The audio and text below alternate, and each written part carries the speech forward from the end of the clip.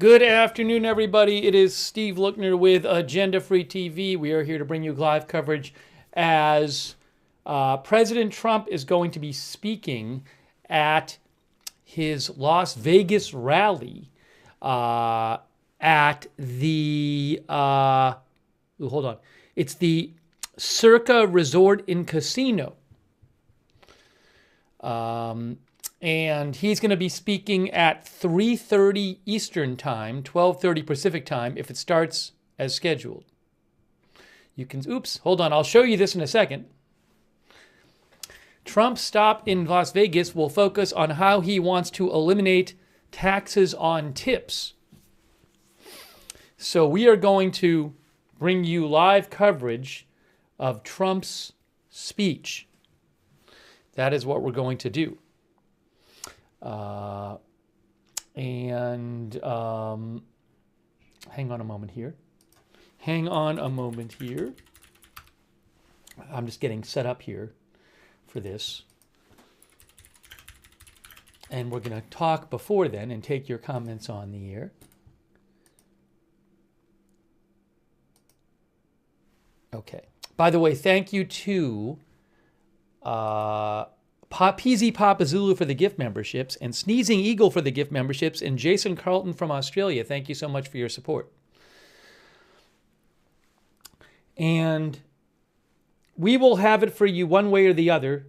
I have to figure out which feed I'm using, but we'll figure that out. And it is a rally. I did see that. I looked it up, and I guess technically it's a rally. I mean, Fox News has an article, Why Trump is Holding a Weekend Rally in Vegas. So this is called a rally.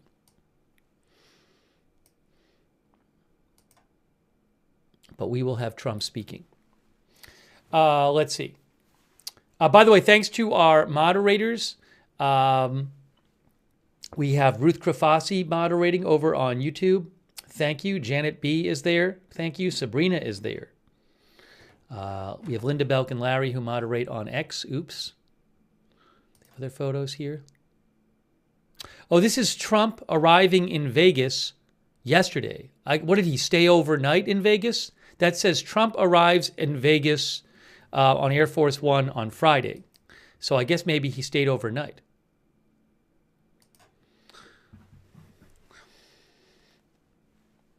People are saying yes.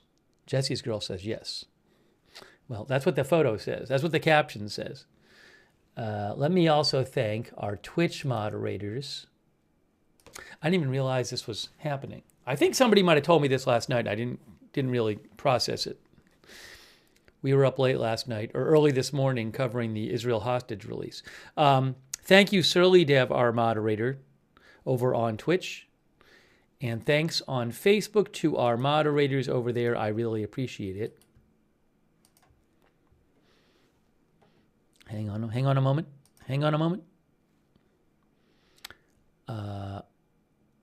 Michelle Batten says he probably stayed at his hotel. Oh, in Trump Vegas. I don't know. That's a good question. Kay Lowry Body is here moderating, and Margaret Riley too. The Trump Vegas hotel is where the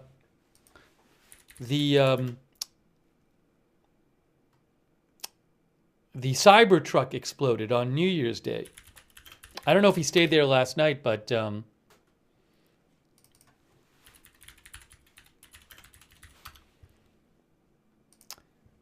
the Las Vegas Cybertruck explosion was at the Trump International Hotel Las Vegas in Paradise, Nevada, which is adjacent to Vegas. So maybe he stayed there. That's a good question. I don't know where he stayed. Yes, as Jean Martin says, Kristi Noem was confirmed as Department of Homeland Security Secretary. I posted about that on my X account a little while ago. That was this morning. All right, let's talk about this speech. Ron says the Cybertruck explosion was 24 days ago. It seems like years.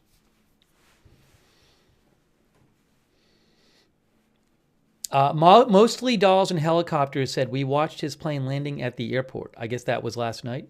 I didn't show it last night, but maybe our viewer was watching it. Jojo says the man hasn't stopped since his arrival in office. Kathy says he stayed at the Trump Hotel.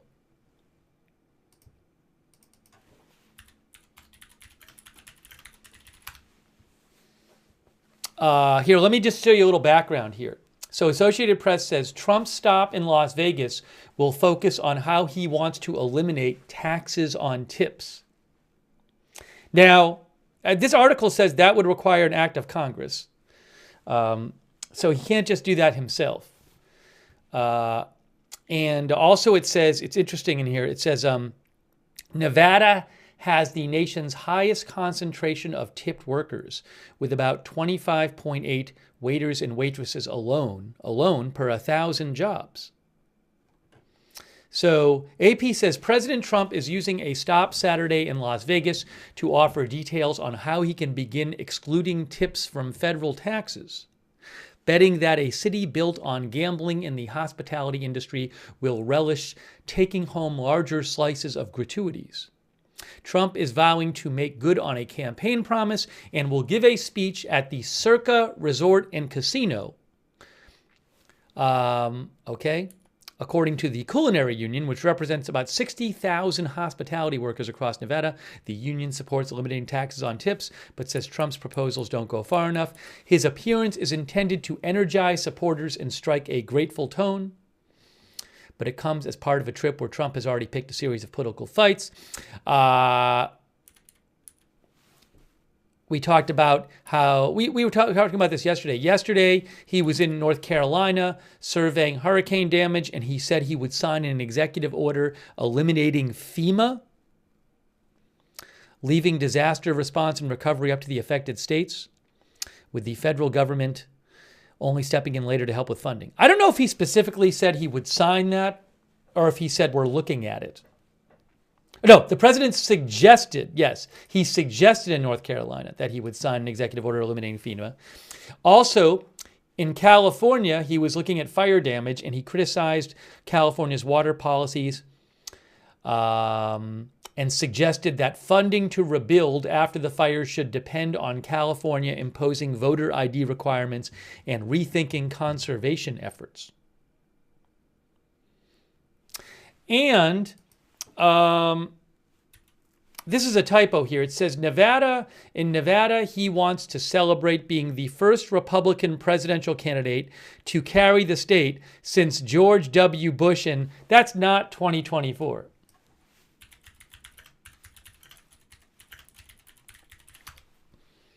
So that must be the 2004. Yeah, Bush carried Nevada in 2004.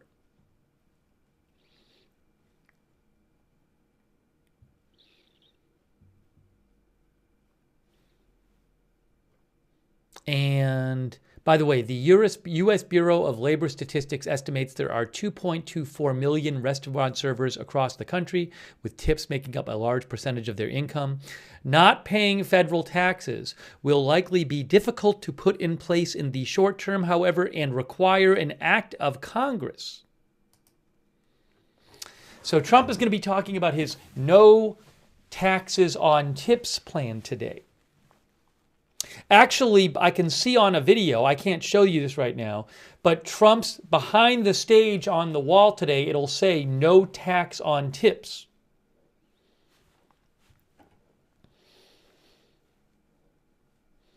Chemo says, will Melania be there? That I do not know. I do not know. Fossey says, I make tips, that would be a game changer. Now, I would think you'd also have to make up for the lost income somehow to the federal government. But who knows? Kamala Harris did embrace that policy after Trump announced it during the campaign. Robert Dyer says he wants it in the tax bill.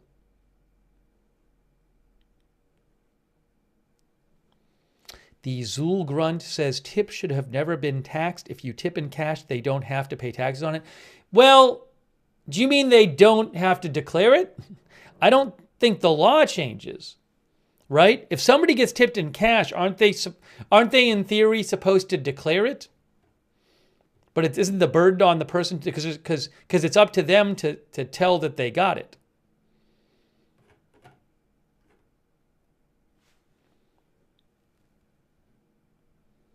The law is not different about whether you get it in. I don't think the law is different whether you get it in cash or credit card. Jean Marie says, in theory, yes. By the Sea says self-reporting. Evelyn in Maine says, but a lot don't. That I can't speak to. MB Trend says, yes, have to report it. Trump visits Vegas to discuss tax on tips, says Reuters.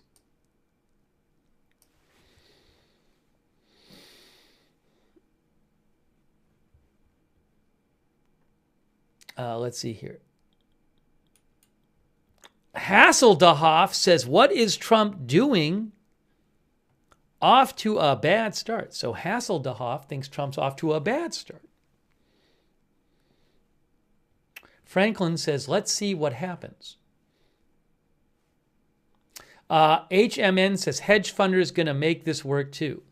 I remember reading an article about the no tax on tips, talking about the possibility that people in other fields could try to use it to their advantage. That's a whole other topic. I don't know that we'll have time to talk about that before the speech. We'll see. By the way, thank you to Trent. Thank you, Trent, even though Trent just lied. So Trent is getting timed out for 24 hours. Trent is getting timed out for 24 hours.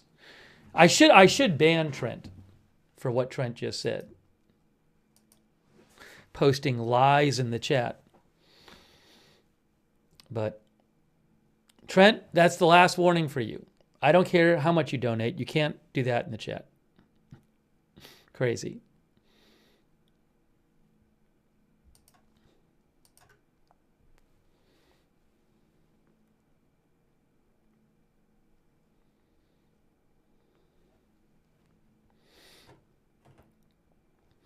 Okay. Let's see here.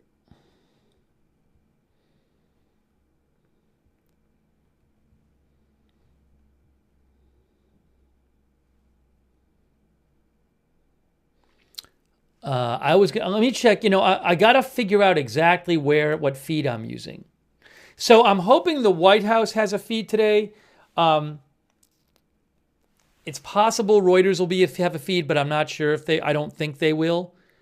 But as a backup, Right Side Broadcasting has been nice enough to offer, if the White House doesn't carry this, I'm guessing the White House will carry it. But if the White House doesn't carry it, Right Side Broadcasting has been nice enough to offer to let us use their feed as a backup. So one way or the other, we'll have a stream for you. But I got to keep my eyes out. And the White House, if they go live, they'll go live like right before he speaks. So I'm going to keep kind of every couple minutes checking over to see if I have more information on the White House covering it.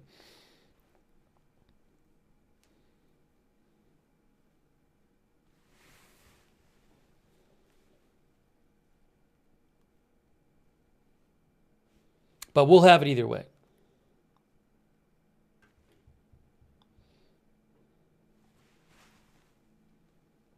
You know what? That's it. Trent's been banned. That's it. I don't have any patience for it. Trent's out. Someone who does that does not get a second chance on this channel.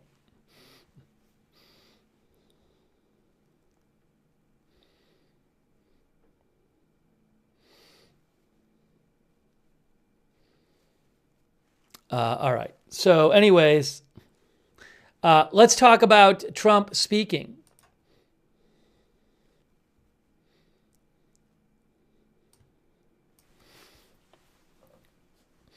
All right.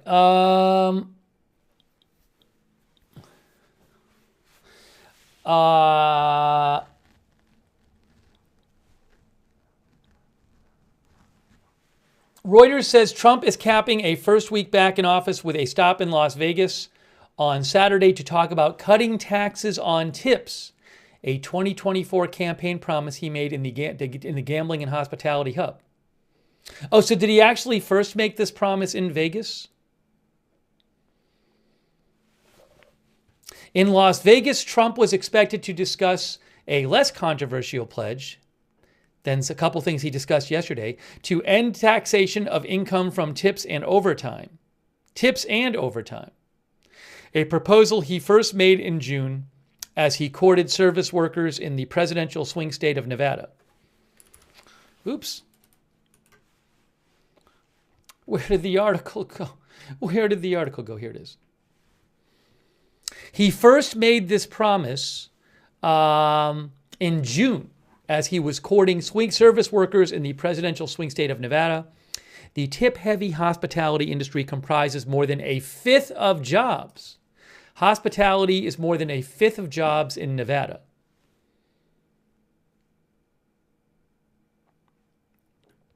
On Inauguration Day, Trump said, "Anybody remember that little statement about tips? I think we won Nevada because of that statement."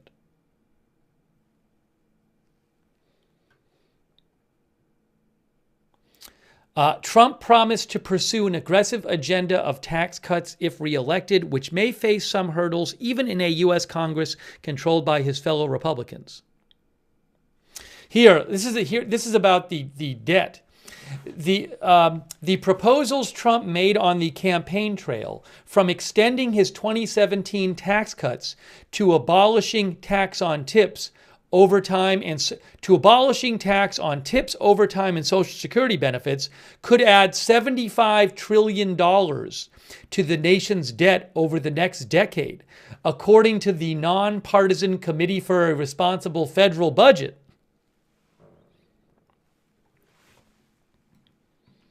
And Reuters says Trump is pushing a plan to explicitly use revenue from higher tariffs on imported goods to help pay for extending trillions of dollars in tax cuts, an unprecedented shift likely to face opposition from Republican budget hawks concerned about the reliability and durability of tariff revenue.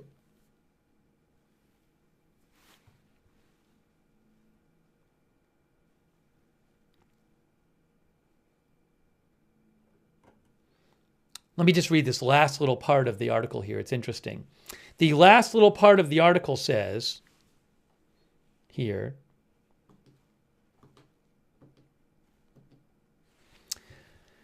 days before he returned to office, some of Trump's Republican allies in Congress warned that Trump's aggressive tax cut agenda could fall victim to signs of worry in the bond market. At a closed-door meeting on Capitol Hill, Republicans in the House of Representatives aired concerns that the estimated $4 trillion cost over the next 10 years of extending the 2017 Trump tax cuts. By the way, this is 7.5. I made a mistake, and I was like, that doesn't sound right, 75 trillion. This is 7.5 trillion. I should have double-checked this when I read it, because that didn't sound right. The proposals Trump made on the campaign trail, from extending his 2017 tax cuts to abolishing tax on tips, overtime, and Social Security benefits, could add $7.5 trillion to the nation's debt over the next decade.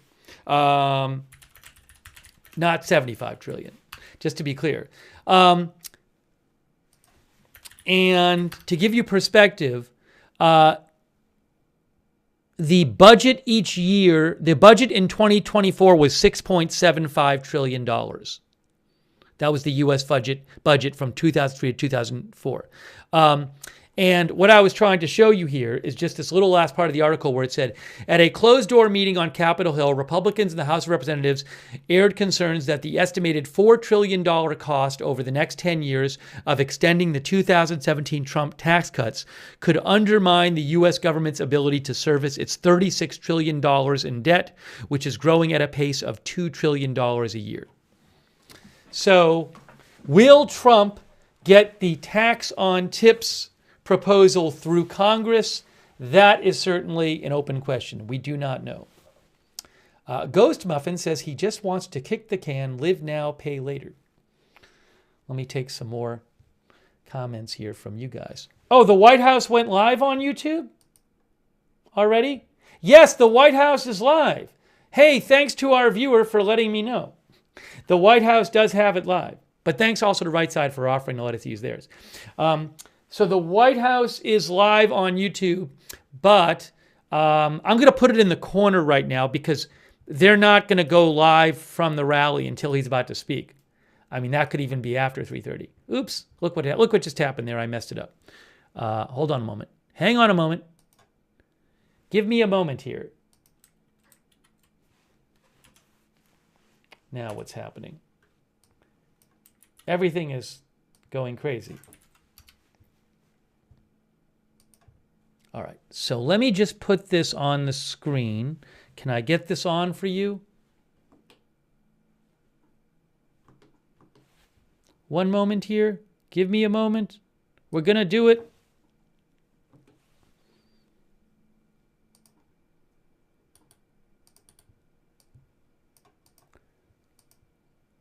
All right, where is this here? Where is the White House? We got it. We got it. We got it.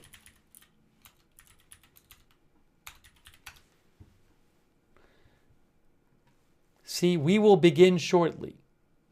So what I need to do is I'm going to put this on top of this. There.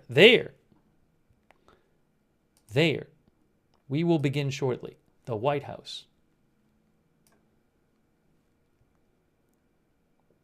You know what? I'm going to throw this up. I'm going to do it one more time. Give me 1 second. Let me just do this one more time. Make it work here. There.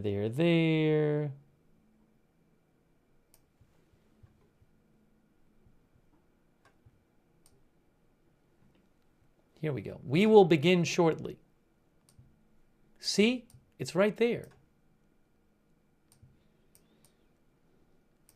So we'll keep that up there.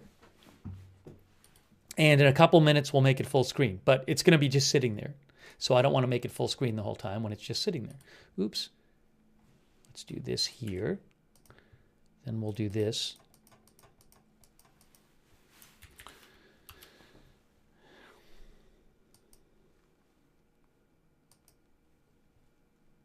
Okay. Boom, boom. We don't need that on. And what else did I want to do? I think we're good to go. I think we're all ready to cover this. There we go. We'll make it full screen when he's speaking. I want to take some comments from you. Thank you to Tech Wizard for mentioning that the White House had gone live on YouTube.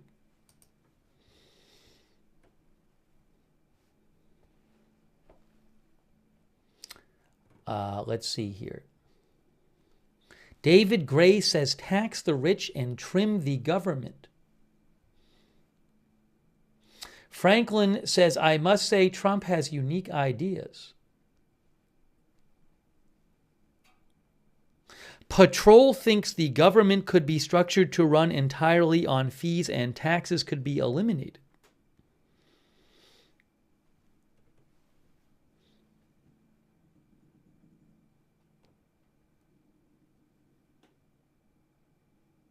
Jesse's Girl says Rick from Pawn Stars spoke earlier via a source. I wasn't watching the preliminary speakers. So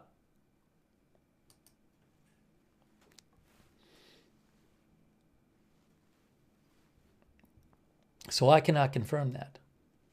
Sean S. says no tax on tips and overtime, LFG.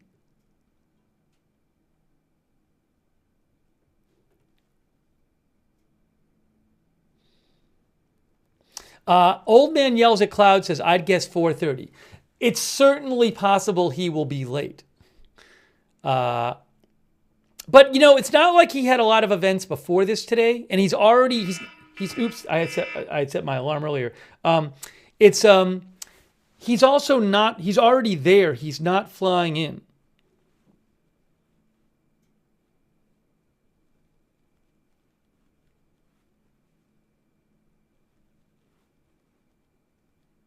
Hold on 1 second here.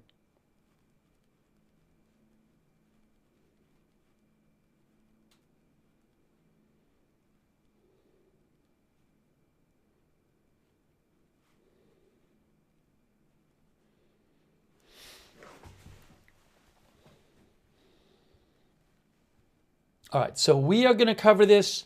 It is Fox News says soon he's to speak in Vegas. The scheduled time is 3:30, and as soon as he's starting speaking, we will go to it. Is this going to be indoors? Yes. This is at the Circa Resort and Casino. The Circa Resort and Casino. We should talk about that. The Circa Resort and Casino is where this is. It's on the Fremont Street Experience.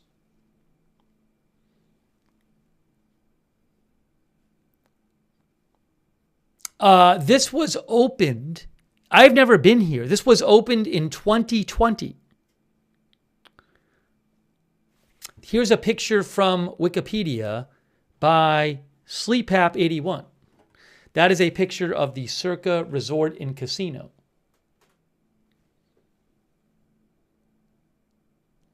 Jeffrey says it's by the Plaza Hotel and Casino. I have not been there. I've been to Vegas in a number of years. I'd like to go back at some point. Dorothy says old hotel. Wikipedia says the property was previously occupied by the Las Vegas Club Hotel Casino, the Mermaids Casino, and the Glitter Gulch Strip Club.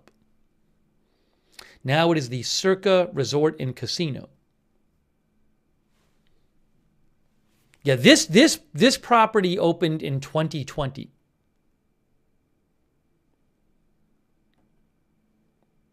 Ooh, they have a picture of the Circa entrance. Wow. It's a whole thing.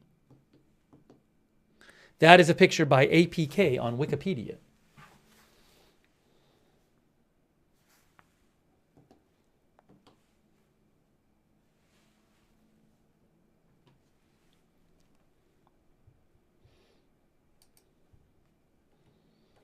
Oh, I should mention Kristi Noem,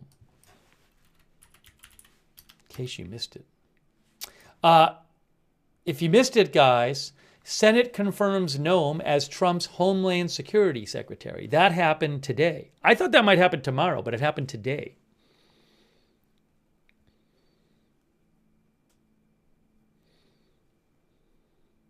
She's, yes, one of our viewers said she's going to get sworn in. Raina Hood said she's going to get sworn in.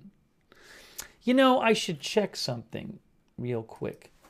I guess in theory there's a chance, I don't know that this is going to happen. In theory there's a chance that if Trump runs late, they'll show it on the YouTube White House channel.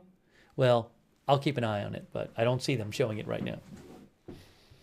The Senate confirmed Kristi Noem as Homeland Security Secretary on Saturday, says AP, putting the South Dakota governor in charge of a sprawling agency that is essential to national security and President Trump's plans to clamp down on illegal immigration.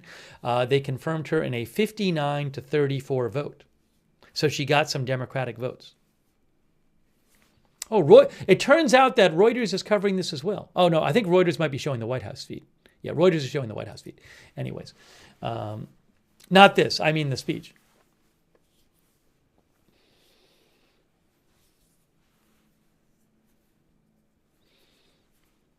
I love to smoke bud says, love Vegas.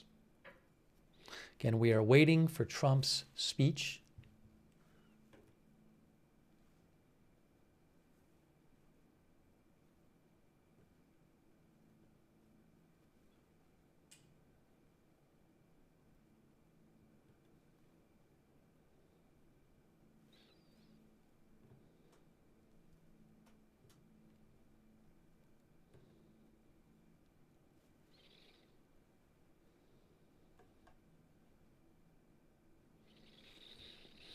Thank you again to our moderators who are here with us. Ruth Krafasi is moderating. Hang on a moment here.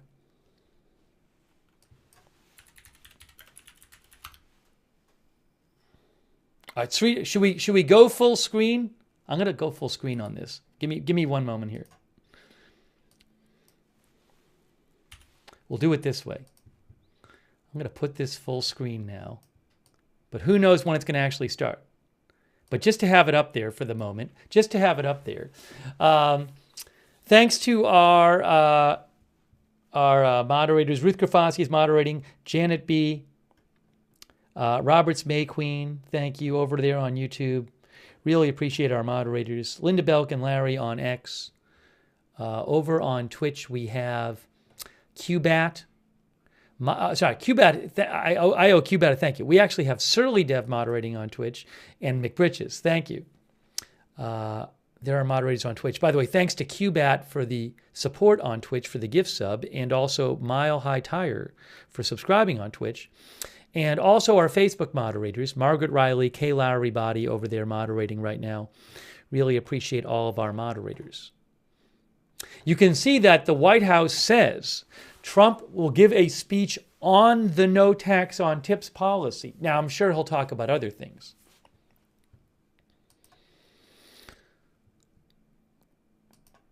Remember, AP says that Nevada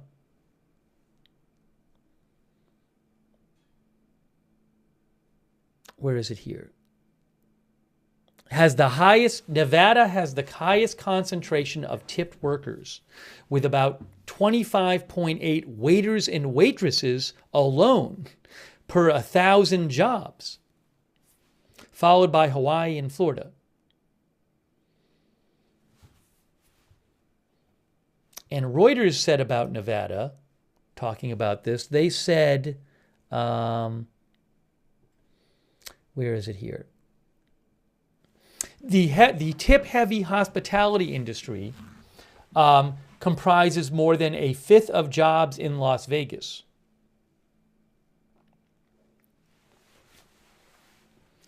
And I think, sorry.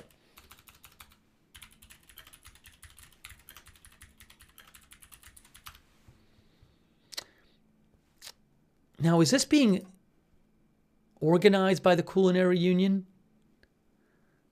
That I don't know.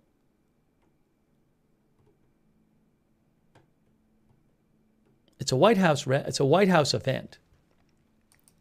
AP said in their article that Trump is vowing to make good on a campaign promise and will give a speech at the Circa Resort Casino, according to the Culinary Union, which represents about 60,000 hospitality workers across Nevada.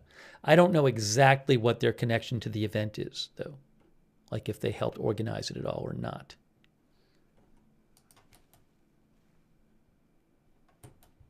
I can't find an easy answer. We'll see what happens, though. You're watching the live, this is the live White House feed. He is not speaking yet, by the way. I'm Nobody says, no gains for fast food workers?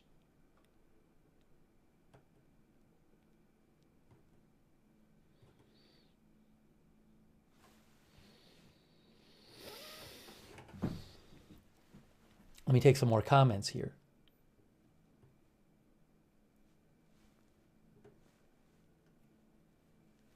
Yeah, there are different broadcasts showing it live, but I'm using the White House feed, and they are not showing the podium yet and everything. But he's not speaking. The White House will go live when he's about to speak.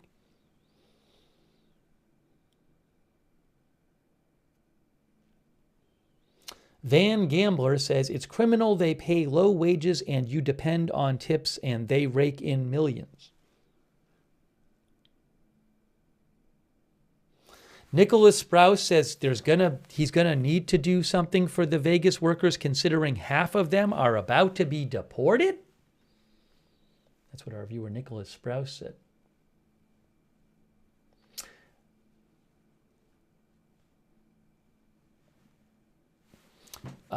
Wiz Rabin says Trump will speak about what, please? Well, it's right there on the screen. Although he's, when he gives these speeches, he can talk about all kinds of things. So who knows what he'll end up saying?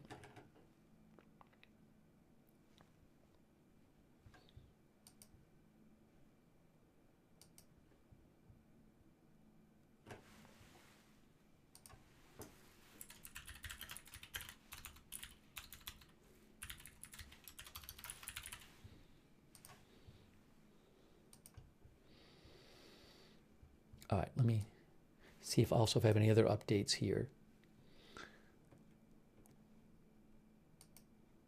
Checking the news as well.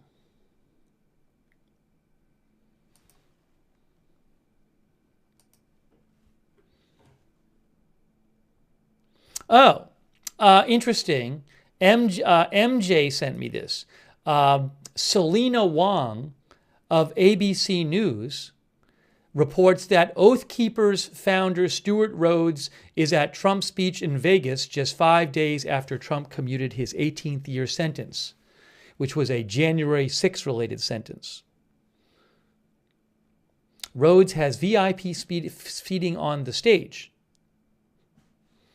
That's a report from Selena Wong.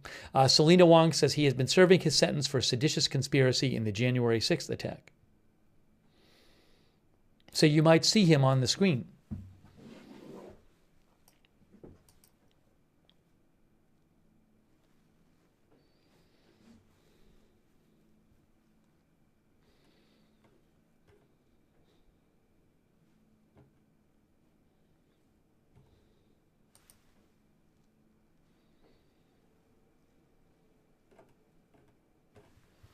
Give me a moment here. Give me one moment here. Thanks for your patience.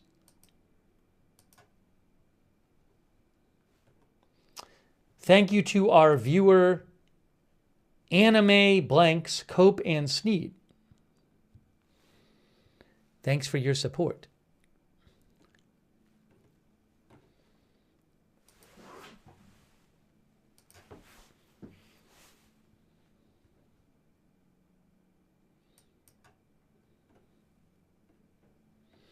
If I have a second, there was something else I was going to talk about as well. I do have a second. He's not speaking yet. Oh, so it's obviously not going to be 3:30 because it's 3:32 right now. How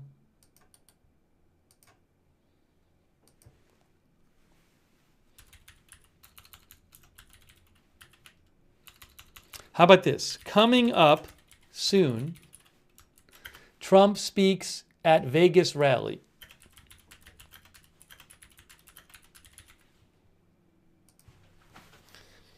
Okay, there we go. There we go.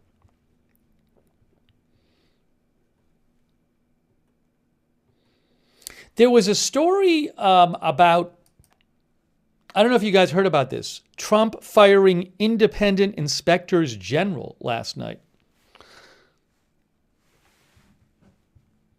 I want to mention that maybe. Let's talk maybe about that for a second. While there's that, and then we can also talk about what he said yesterday about FEMA and about, will he talk about FEMA today?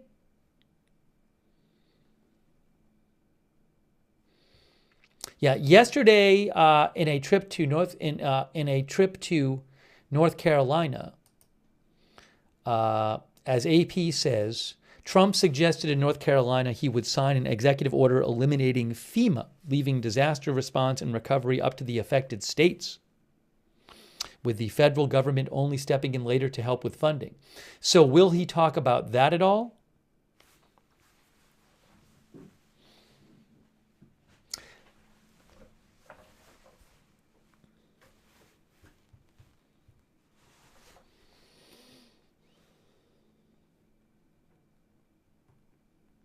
One of our viewers said he's late. Well, it's only 4 minutes late right now. It looks like they're ready. I mean, I'm looking at a shot, which I can't show you, of the place, and it looks like they're ready to go.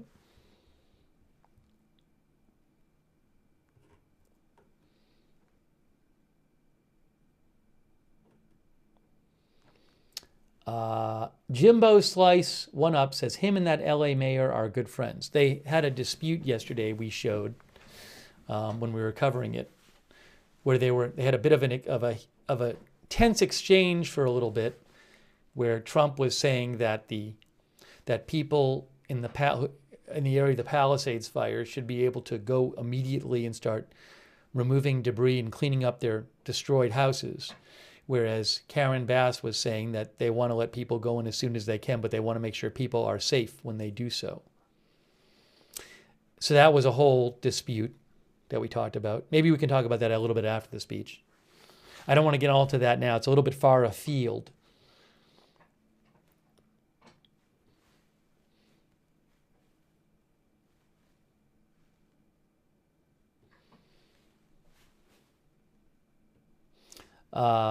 Naomi says Trump does not know what being on time is.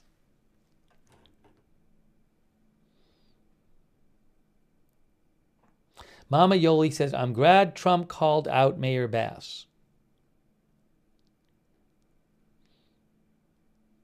Bill B says, Trump has never been on time to one rally I have watched.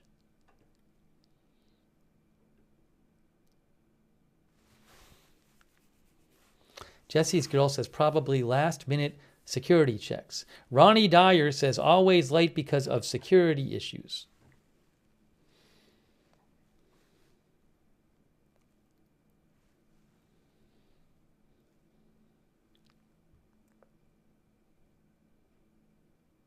Joe just, oh, here it is. We got it. We got it live.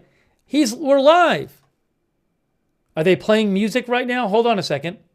I'm not hearing sound. I don't think they've turned the sound on yet.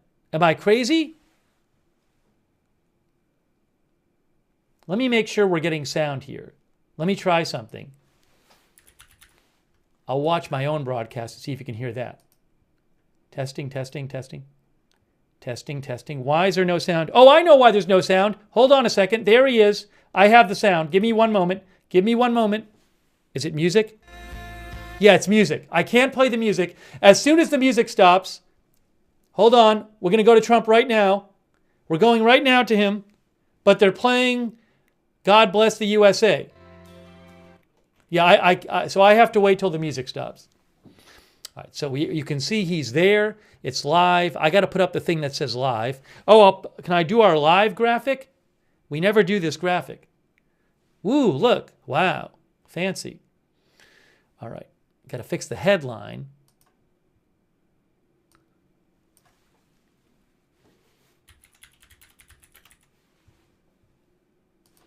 Okay, so there he is. They're playing the song. Again, as soon as the song is over, he is dancing to the song. As soon as the song is over, I will turn up the volume and let you hear him speak, and we can listen to him speak. Wow, he really started pretty close to on time, you know.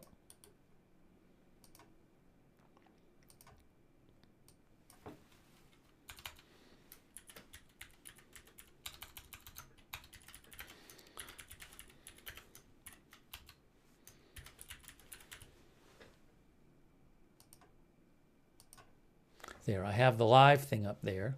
All right. He's still dancing. The song is still playing. The song is still playing. The song is still playing, folks. This is at the Circa Resort and Casino.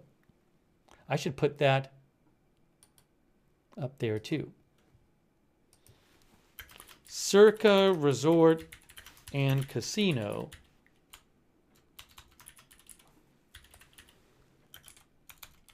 Las Vegas, Nevada. Oh, hold on. Is he speaking? Did it end? Here he is. Las Vegas. Hello, Nevada. Thank you. Thank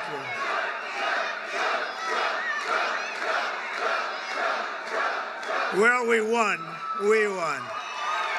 We won. And it's great to be back in this beautiful city to celebrate the historic first week in the White House. That was definitely historic.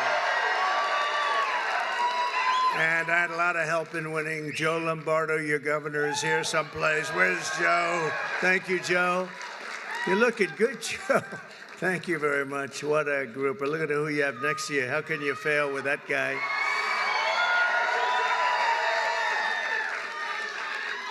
Also, Lieutenant Governor Stavros Anthony. Stavros, thank you very much.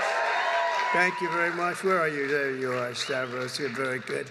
Is he doing a good job, Joe? I think so, huh? He's all right. Nevada GOP Chair Michael McDonald. He did something which not a lot of people have been able to do. But I think Republicans are going to start winning the state. You know, typically they don't necessarily do so good. We did really well. We won in a landslide. That's really why I'm here, I must be honest with you. Republican National Committee woman, Sigal Chattah. Sigal, thank you, wherever you may be. Hi, Sigal, thank you very much. Republican National Committeeman, Jim DeGraffenreid. That's a hell of a beautiful name, but I know the name so long, it's easy to say. One of the greatest people, I'll tell you, a man who's done so damn well. I don't know what it is with him. He's just a legend. He's one person, you know, we can all sort of be replaced, although we don't like to think that. Maybe it's not true. But this is a guy that can't be replaced. There's nobody like him. Dana White. Where's Dana White? Where's Dana White? Where the hell is he? UFC. He's great. Are the Nelk Boys here? Oh, yeah, there they are, the Nelk Boys right there. And Rick Harrison. Rick, thank you very much for being here. You're around here someplace with Dana. Mr. Phil Ruffin, his wife Alexandra, and their two beautiful children, Richard and Marlena. Phil, where's Ruffin? Where's Phil Ruffin? He's right here, so he's some legend, I'll tell you. He's a legend in Las Vegas and beyond. Phil, he's here. He'll be coming out.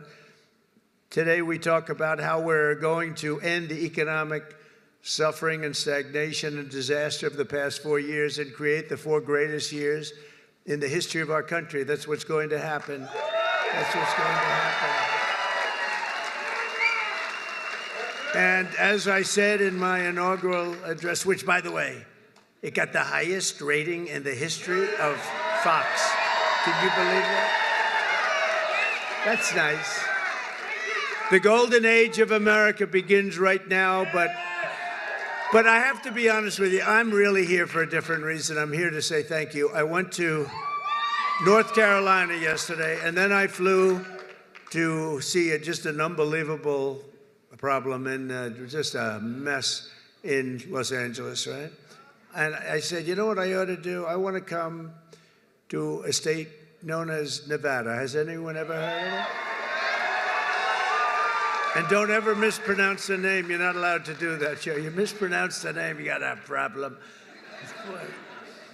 You ever see somebody when they say it's Nevada? Nevada? No, they're in deep trouble. I want to come to Nevada to pay my respects because this is the only Republican win of this state in decades, and it was a very big landslide. So.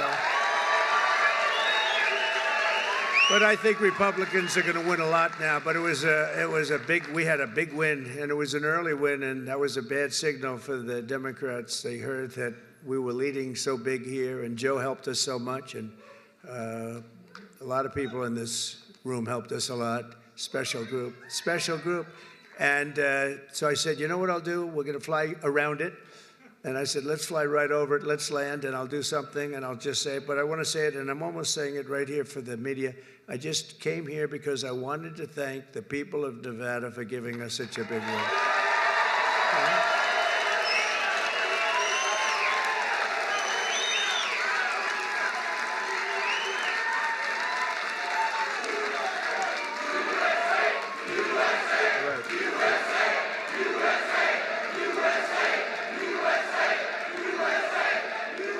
A lot of great friends. I better not introduce them all. I'll be here all day. Under our leadership, we're going to defeat inflation, bring down prices. We're going to raise those wages. They're going to go up. They're going to go up. Put more money in your pocket, secure our borders, restore law and order to our cities, and we're going to make America great again. And for 4 long years, the last administration waged war on the American middle class and everybody else. They had a lot of wars. We had no wars when I left. You know, we defeated ISIS, and we stayed out. Nobody wanted to mess with us. They had a lot of wars. We're trying to put them out. We'll get them put out. Don't worry, we'll get them put out. We were headed to World War III. I'm telling you, we would have had problems like you wouldn't believe. They shut down American energy, buried you in crippling regulation. imposed hidden taxes, and spent trillions and trillions of dollars on waste, corruption, and radical left lunacy. These were lunatics. The result was the most brutal inflation in a half a century, perhaps ever, in this country, I think ever, and soaring prices for food, groceries, and other household goods. The people of Nevada are now paying nearly $1,200 per month more to make ends meet since I left office. Think of that, $1,200 at least. But since I became the 47th president at noon on Monday, I've been moving with urgency and historic speed to fix every single calamity of the Biden administration that they've created. And this week alone, I took nearly 350 executive actions to reverse the horrible failures and betrayals that we inherited from a group of people that didn't know what the hell they were doing, what they've done to this country, especially the open borders, where they have, think of it, 21 million people came in. Many of them are criminals, murderers. Well, we're getting them out. You see it. You see it yesterday, first day. Our message could not be more clear. America's decline is over. American decline is over. We're laughed at all over the world. Now we're not laughed at anymore, I'll tell you. What the world witnessed this week is nothing less than a revolution of wealth creation for everyone and also common sense. It's about common sense. It really is. We're the party of common sense. On day one, I directed every member of my cabinet to, and by the way, Pete Hegseth got approved.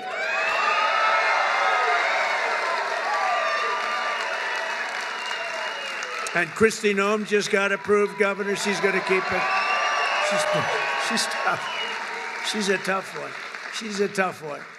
And she's going to do a great job. On day one, I directed every member of my cabinet to marshal all powers at their disposal to defeat inflation and bring down the cost of daily life. We want to bring prices down. Too high. They went way up. They didn't come down. I imposed a federal hiring freeze, a federal regulation freeze, a foreign aid freeze. Oh, that's a nice one. And I created the new Department of Government Efficiency, and we're going to have a lot of good people. We're going to get Elon Musk to get involved in that a little bit. He already is. People like him. I terminated the ridiculous and incredibly wasteful Green New scam.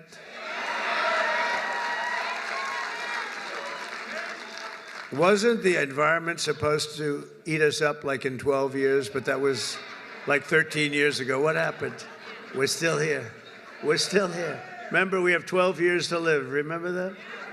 Done by somebody that never even took a course on the environment.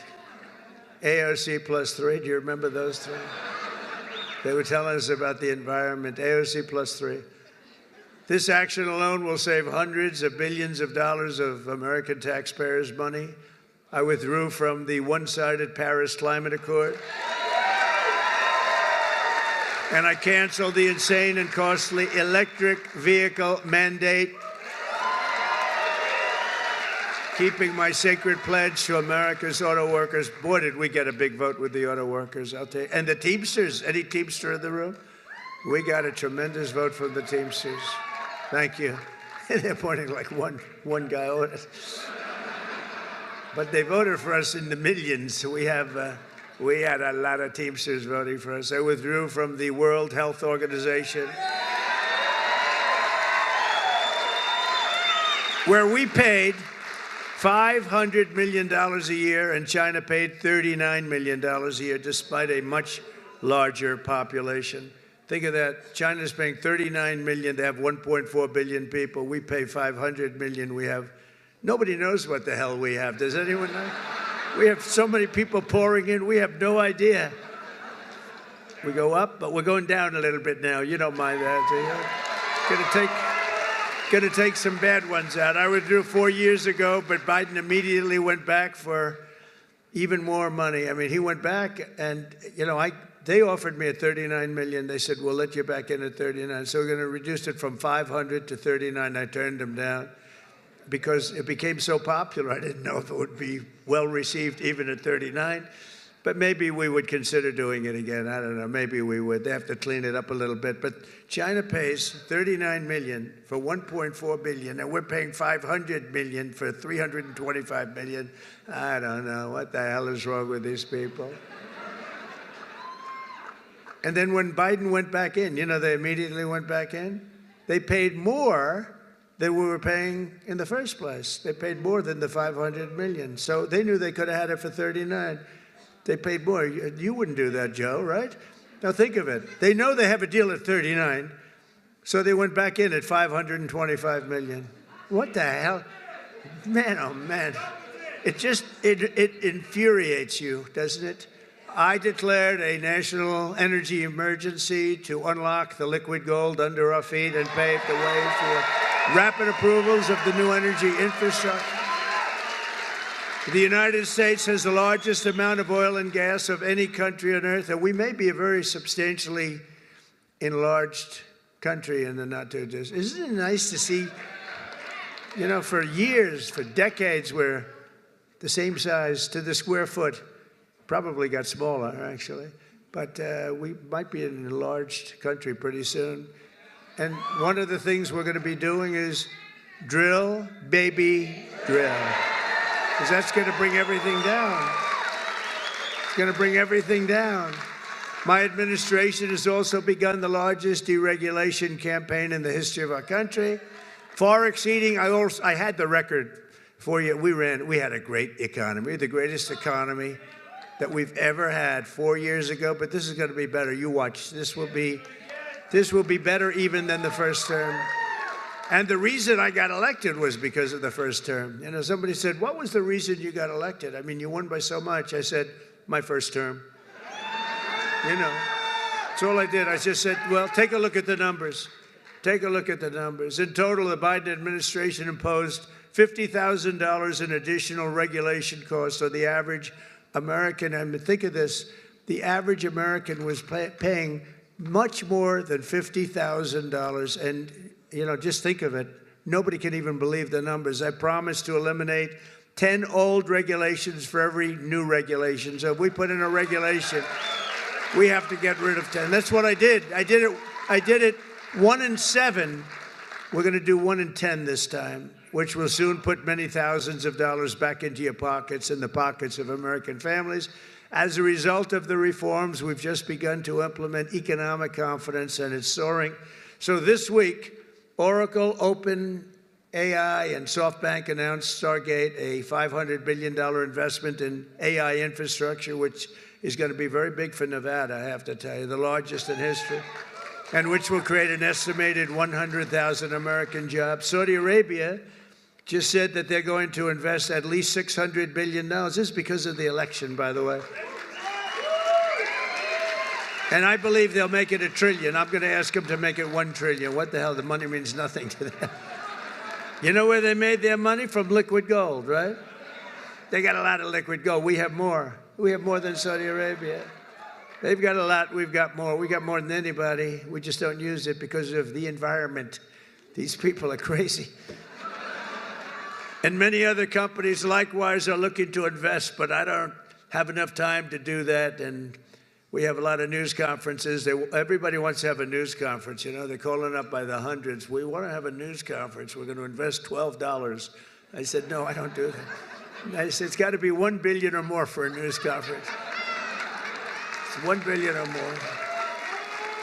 Just 2 days ago, because of our tariff plans, Stellantis announced, that's a very good automobile company, the revival of its Belvidere, Illinois plant, saving 1,500 American auto jobs that were previously headed to Canada, along with major investments to expand American auto production in Detroit, Michigan, Toledo, Ohio, and Kokomo, Indiana. Good place. All of these investments are happening only because of our historic victory. And if we didn't win, it'd be just the opposite. They're pulling out. They were pulling out. They were really pulling out. So they would be withdrawing money. Our country was on the verge of some of the very bad things, and bad things were happening.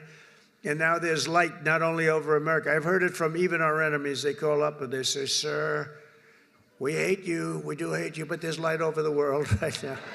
They hate me. Some of them hate me. If they liked me, you got a problem, right? They like Sleepy Joe. What's not to like? You know, they'd call up. It's funny. I was told today by one of the big leaders of the world, would call for a telephone call with the President of the United States a year ago.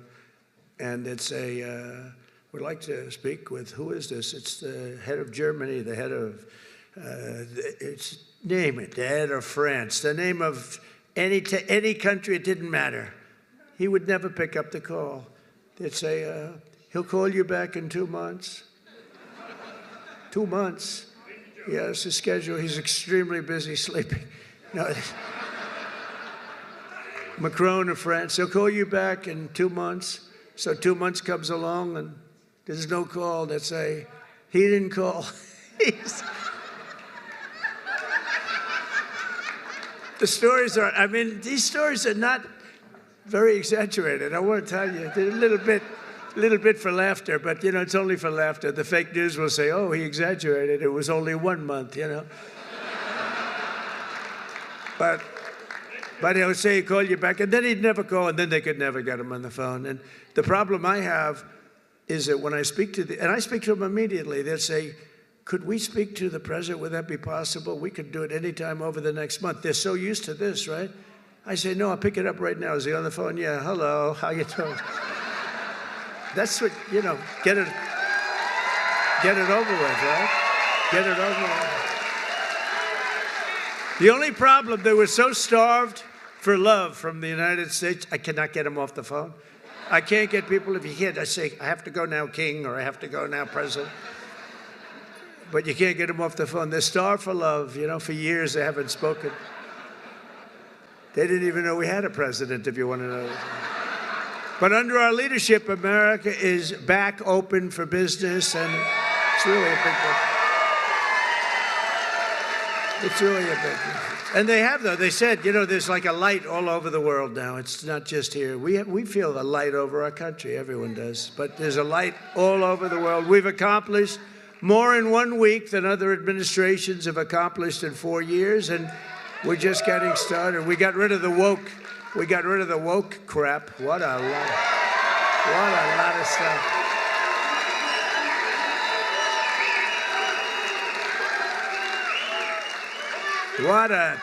What a lot of crap that was. It was, and you know, these people were petrified of it. I'll tell you, these companies, they run these big companies, they were petrified of it. It was like, you know, I don't think they believed it. I'm sure they didn't believe it. Some I know didn't believe it, but they were so afraid. Near the top of the agenda for our historic Republican majorities in Congress is to pass a massive tax cut for American workers and families. Last year, we campaigned across the country at a pledge that I'm sure most of you didn't hear too much about.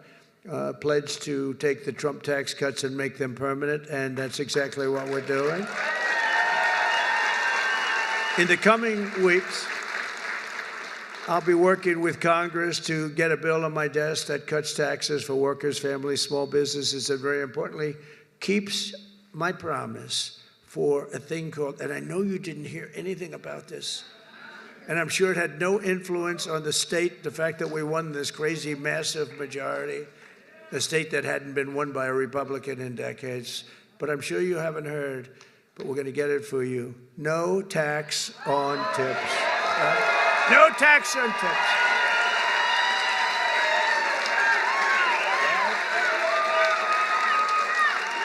So if you're a restaurant worker, a server, a valet, a bellhop, a bartender, or one of my caddies, I go through caddies like candy. If I play badly, I always blame my caddy. Or any other worker who relies on tipped income, your tips will be 100% yours. Won't that be nice? Joe, Governor, do you think that had an impact on the election? You do? Like what, a half a point?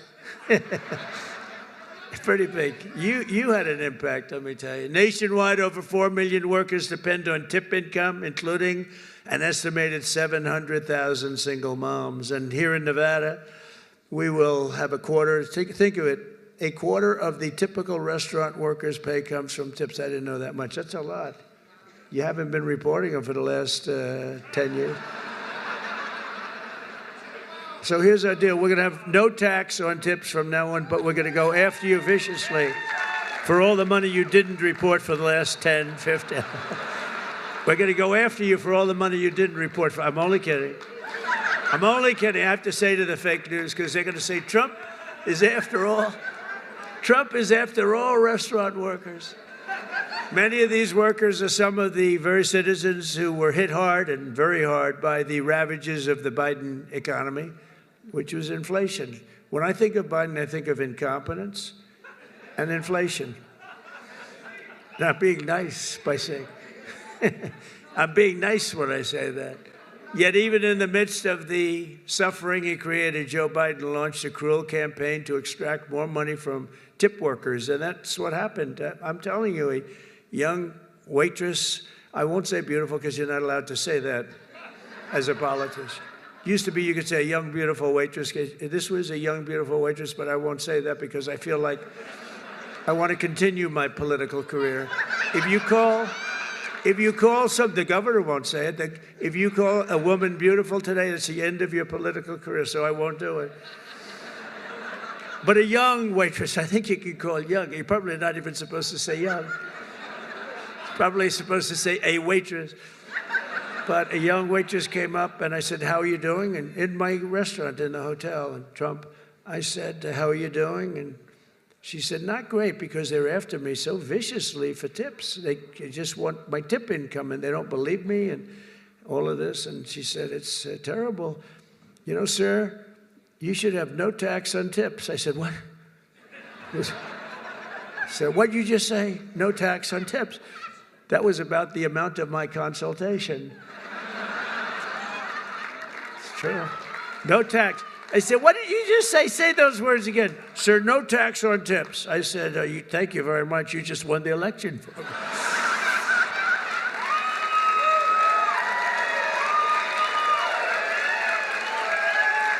No, we did research into it. I think it's going to be great. But under the Trump administration, the forgotten men and women of our country are going to be forgotten no longer. You know that. They weren't forgotten 4 years ago. On day one, I immediately halted the hiring of any new IRS agents. You know, they hired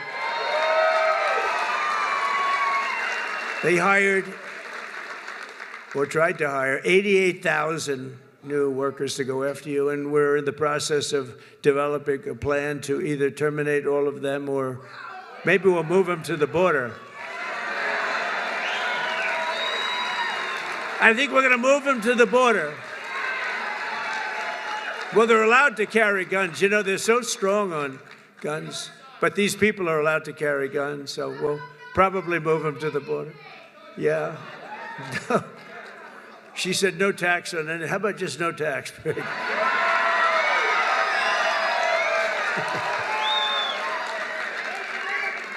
could do that. You know, if the tariffs work out like I think, a thing like that could happen, if you want to know the truth.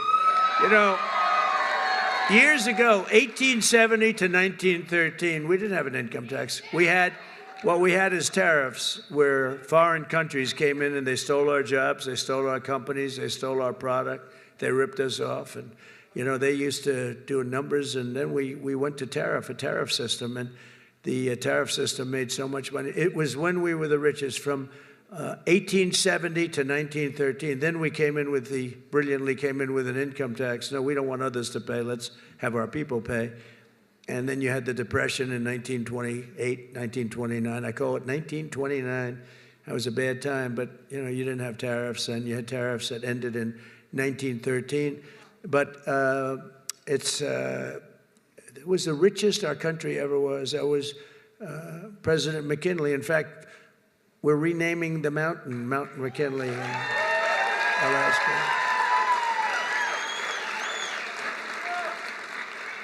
You know what else we're renaming? We're renaming the Gulf of Mexico into the Gulf of America, right? And Mexico, actually, they were thrilled when they heard. They said, that's nice. A few months from now, when I sign our tax cut into law, we're going to deliver for the tip-earning men and women who make it all work. I mean, it's going to be something very special, I think, for you. It's going to be a big difference. And with us today is Jessica Angiano, an employee here at Circa. This is a nice place, by the way, and I just met your owner. He's a nice man. He's rich, too, very rich. But Circa is very nice, and a hardworking single mother of two with incredible children. Jessica's struggling to pay for medical bills to remove a tumor behind her right eye. She's had some real difficulty, and she's currently saving up for a second surgery, which will hopefully be very successful, while also paying for her children's daycare. Jessica says that no tax on tips would transform her life. It would make such a big difference. So, Jessica, we're going to get that for you. Where are you, Jessica? You around here someplace, huh? Hi, Jessica. Oh, so beautiful. Very nice. It's working out medically good? Everything good?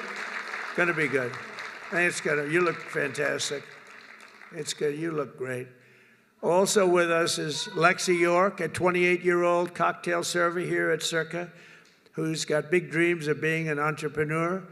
Lexi says that no tax on tips will help bring those dreams much closer to reach, and she's going to be one of the biggest proponents for it. We're going to have a lot of support when we go before Congress very soon to get that passed. Lexi, where are you? Where are you? Hi, Lexi. Wow. Good. We'll get it done. And we're also pleased to be joined by Rosanna Maeda, President and CEO of the American Hotel and Lodging Association, which strongly supports this pro-worker reform. And Rosanna, would you like to come up and say a few words on behalf of so many people? Come on up. Come on up.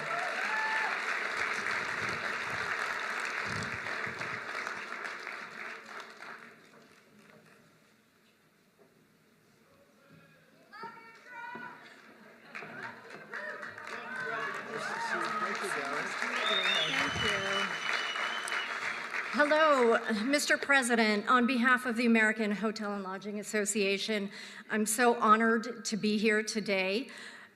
We represent 30,000 members around the country in an industry that represents more than 2 million hotel workers. And I'm here to tell you that the American dream is alive and well in the hotel industry today. It is still one of the few places where you can have and grow your career, starting a job as a housekeeper or a dishwasher or bellhop, to running a hotel, to owning a hotel or a few, and to even becoming the CEO of a global brand or President of the United States. Mr. President, in 2017, the tax bill that you championed cut taxes for so many working families and American workers. It helped small businesses, hotel owners in our country who make up the majority of the industry reinvest in the economy, spurring jobs and growing and strengthening the economy. And the no tax on tips builds on that momentum, and so we're so excited to support you in that effort. That's why we're here today. We stand with you to urge Congress to pass this proposal so that more than the 800,000 hotel workers who benefit from these from tips, many who are here in the room today, representing all types of jobs, from restaurant workers to housekeepers to bellhops and so many others, can take home more of the pay that they earn every day. So thank you for having us and for promoting this proposal.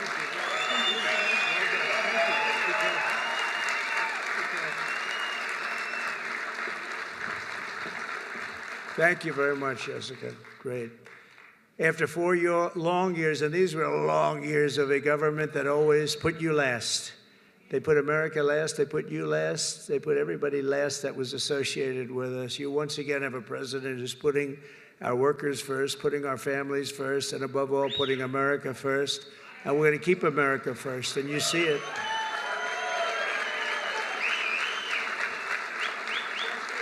We're restoring our prosperity. We're restoring our borders. We're restoring our strength, our dignity, and our pride. We've been hurt badly by this group of people. This group of people, they didn't have a clue what the hell was happening. It's so disgraceful that they were allowed to do it. But quite honestly, we're restoring our country. Within hours of taking the oath of office, I declared a national emergency at our southern border. I sent active duty troops to the border to help repel the invasion. Tom Homan is leading the charge, you know that. We like Tom Homan, right? Doing a great job. We immediately halted all illegal entry and began sending every border trespasser and violator back to the places from which they came. I signed an order that will designate the cartels as foreign terrorist organizations. It's a big deal. That's a big deal. Biden didn't want to do that. No, I don't want to do that. Biden didn't know he was alive. He didn't want to do it. He didn't want to do that. I always wanted to do it, you know? I mean, think of it. Is that a terrorist organization or what? And we began to leverage the full and immense power of federal government and state government and enforcement to eliminate the presence of all foreign gangs and criminal networks bringing devastating crime to American soil. And we don't allow people to enter our country and to dump their prisons into the United States of America anymore. When we see that, our people are instructed to do whatever they have to do. They can do whatever the hell they want to do. Throughout this week, the heroes of ICE have been hunting down and arresting hundreds of illegal alien criminals.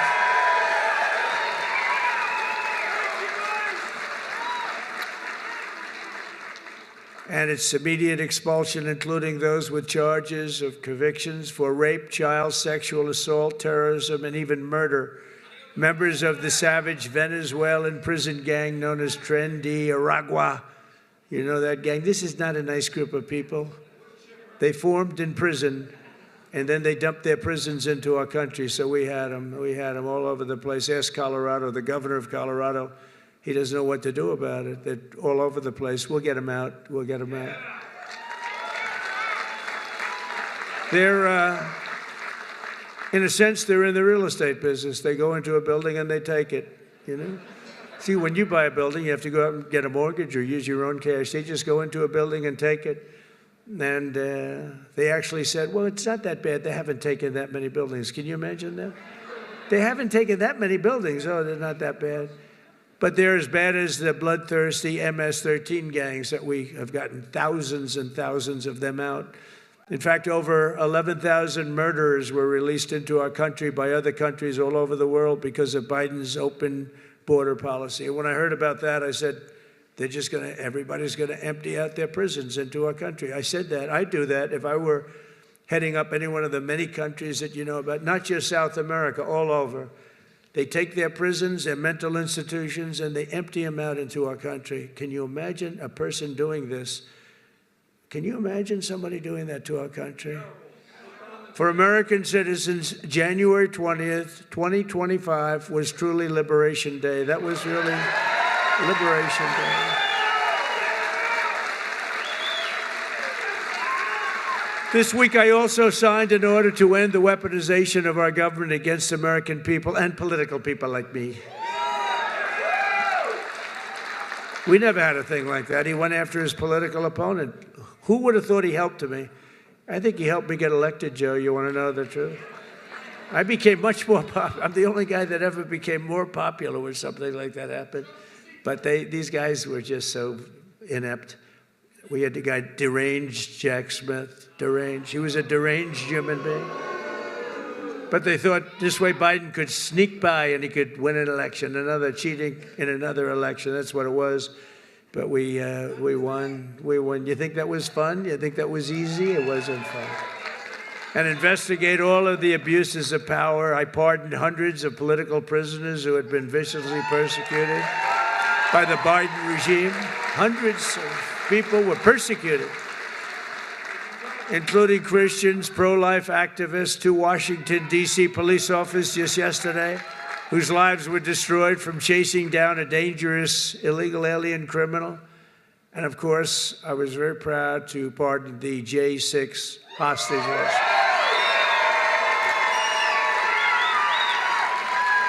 Once and for all, I stopped government censorship, and we brought back free speech in America. We brought it back. We did more in this last week. People can't even believe it. I also signed an order to declassify and publish all remaining files related to the assassinations of President John F. Kennedy, Robert Kennedy, and Martin Luther King, Jr. I signed an order that will end all of the lawless diversity, equity, and inclusion nonsense all across the government and the private sector. We abolished 60 years of prejudice and hatred with the signing of one order, all approved by the United States Supreme Court. We're allowed to do it because we are now in a merit-based world. We're a merit-based country. Did you ever think you were going to hear that again? It's based on merit. If you've got the talent, if you've got the work, the ethic, the whole thing, it's based now on, it's not based on any other thing. It's based on merit. It's based on your capability. The United States has now become, again, a meritocracy. Isn't that a beautiful word, a meritocracy? Based on merit. If you do your job well, you're going to go places. And I made it the official policy of the United States government that there are only two genders, male and female. Male and female.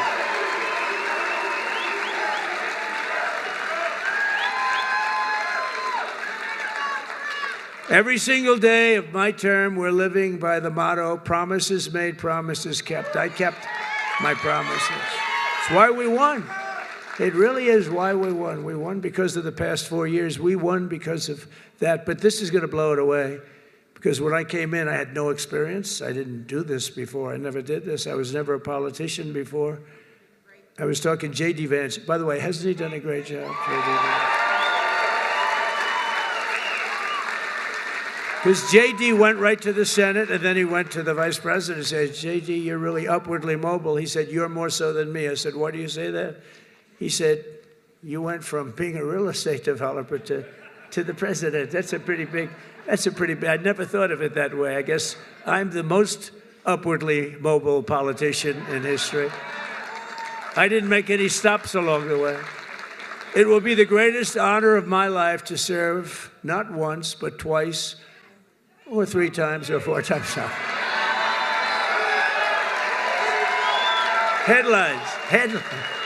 Headlines from the fake news. No, it will be to serve twice. For the next 4 years, I will not rest, I will not yield, and together we will not fail. We will win, win, win. We will bring back the American dream. We're going to bring it back. You know, in recent years, our nation has suffered greatly, but we are going to make it great again, greater than ever before. We'll be a nation like no other, full of compassion, courage, and exceptionalism. That's what we're doing, and that's what it's all about. And you see that. I think you see it more in the last week than you've seen it in years. And I walked up the stairs of that massive plane that's waiting for me, that big 747, and I said, there's no way I'm going to let myself fall, because that was one hell of a... That triple fall was a disaster. I would call that a political disaster. You can fall once, you can fall twice, but you can't fall 3 times. You can't fall 3 times. What a disaster. I've used that in every ad I think I ever did. Our power will stop all wars and bring new spirit of unity to a world that's been angry, violent, and very unpredictable. America will be respected again and admired again, including by the people of religion, faith, and goodwill. We're bringing back religion in this country. We will be prosperous. We will be free. We will be bigger, bolder, and more ambitious than ever before. And together we will make America powerful again. Make America wealthy again. Make America healthy again. We will make America strong again. Make America proud again. We're going to make America safe again. And we will make America great again. Thank you very much. And thank you very much, Nevada. Thank you, Joe. Thank you very much. We'll be back. We'll be back. Thank you. Thank you, my man. Great job. Thank you, everybody. Okay, I can't play YMCA, but that was Trump speaking in Las Vegas at his rally. Yes, he talked about, hang on one second here.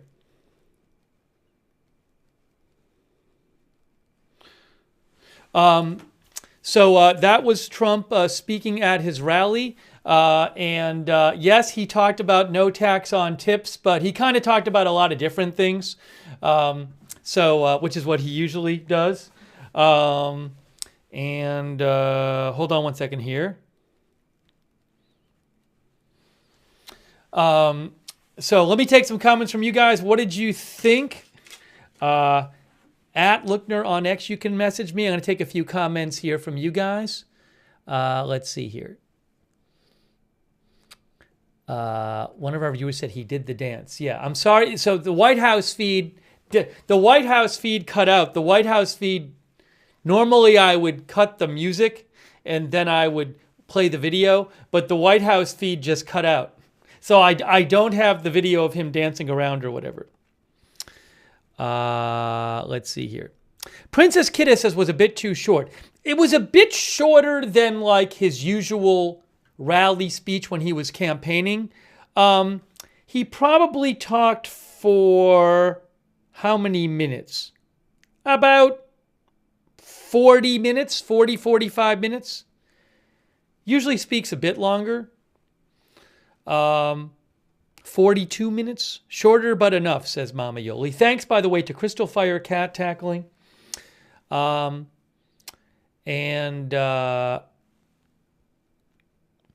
Raven Knight thinks it will help so many single moms at the end of the day, the no tax on tip, amongst other workers.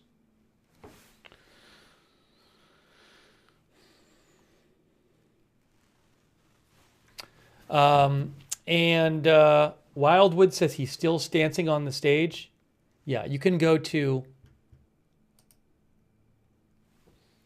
I don't know if he's on stage still. Reuters is showing, I'm seeing a distant shot on Reuters.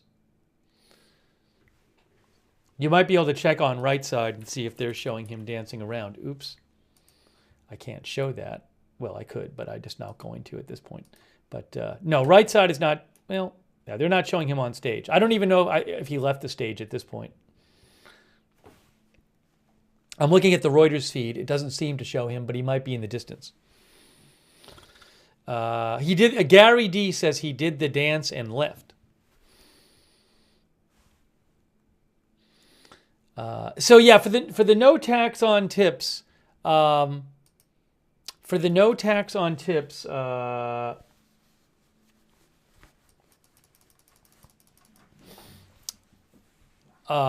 something that Congress would have to pass. So we'll have to see if Congress does it. Hey, thank you so much to Camus83489, who says, is it just going to be a tax break for lawyers, doctors, and consultants? It's an interesting question about the no tax on tips is how might all kinds of professions use it? I don't know if I can find something here.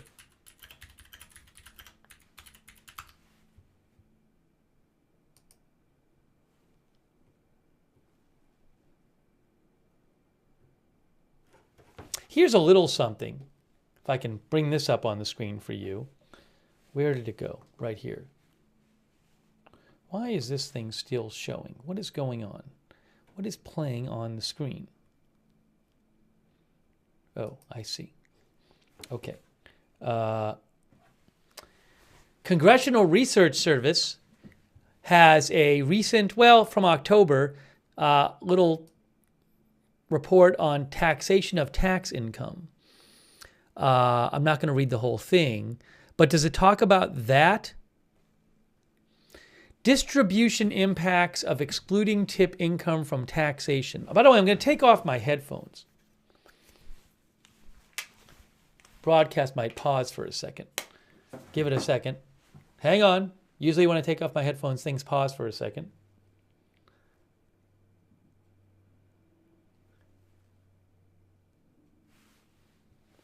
Okay, so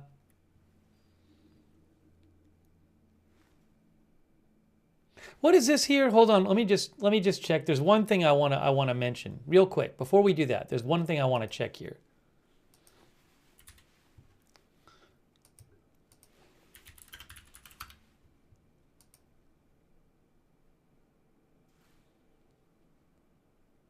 Oh, okay. Sorry.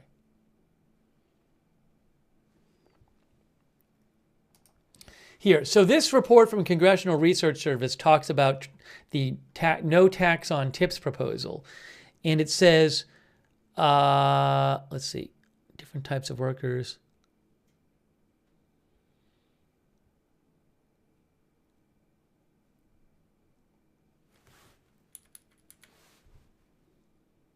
I'm looking if it says anything here about, like, say, people who make more money than like your average waiter. Could they somehow use it to their advantage? Let's see.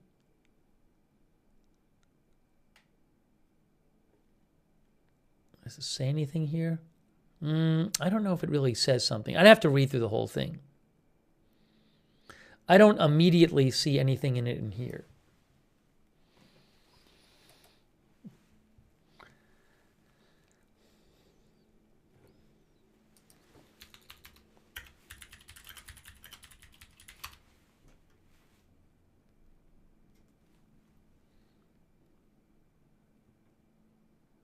Oh. Like tax avoidance. Let's see. Can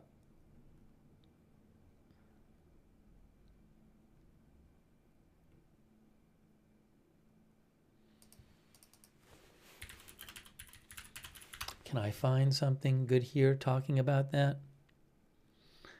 Anyways, I'll have to look it up. I don't have anything right at hand.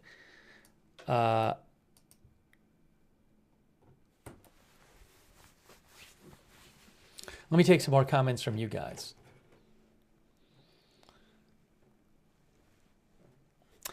Kit Sachi thinks Trump has nothing new to say.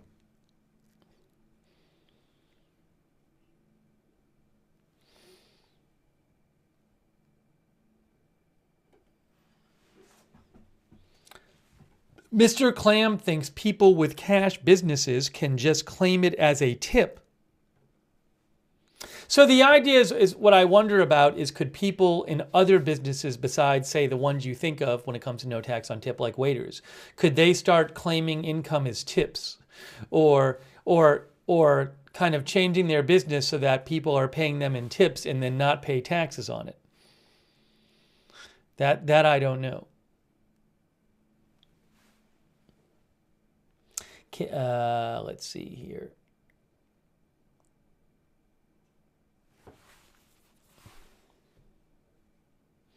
Chemo says, I think we can expect a much broader definition of tips. This will be a new way for many others to avoid taxes.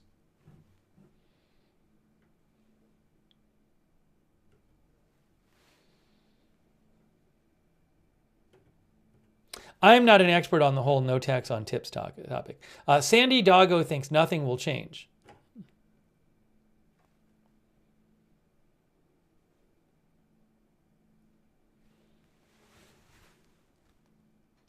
Sabin Nation said, I made a killing when I waited tables and my two older kids did quite well bartending.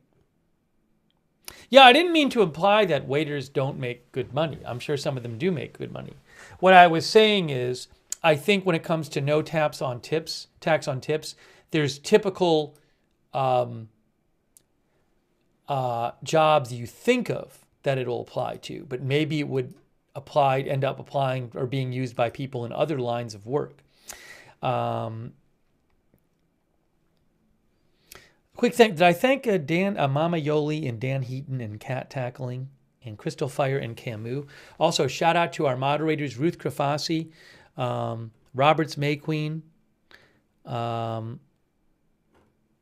Thanks for moderating over there on YouTube. Linda Belk and Larry on X. MAGA since 1492 says, what about 10% interest in credit cards? Thanks, MAGA. Are you proposing something? I'm not sure what you're proposing. Are you proposing like an interest cap on credit cards?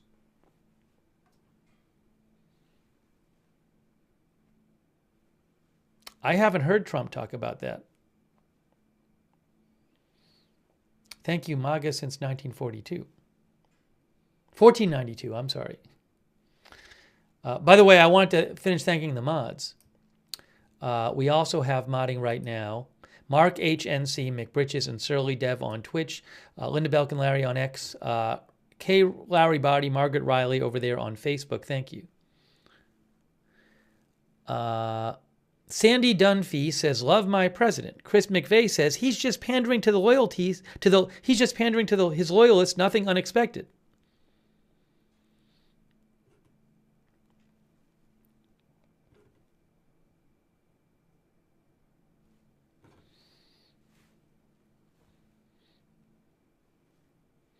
Stasha Morgan says, why not raise minimum wage? One of the viewers said he said interest cap on credit cards. I don't know. I don't remember him talking about it, but maybe he has.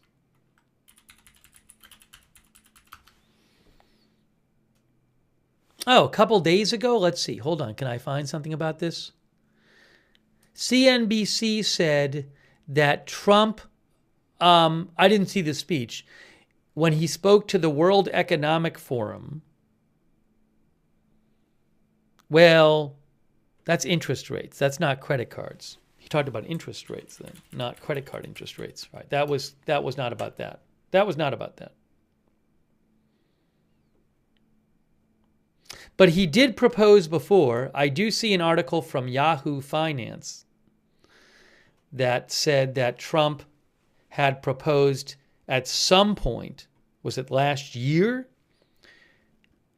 to cap credit card interest rates at 10%. I don't recall him talking about that lately.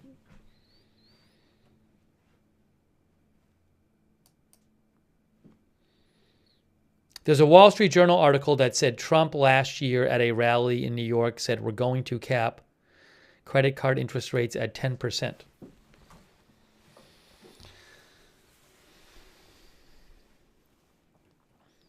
CC says, how could you not like a president that works this hard?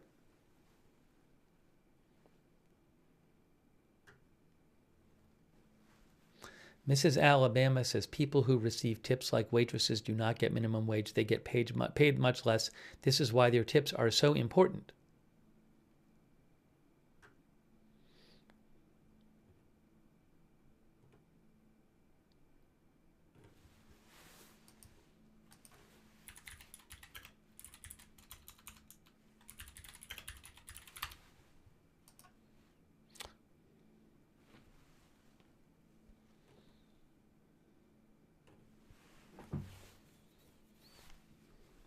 Edamame thinks no tax on tips is going to be a huge tax loophole.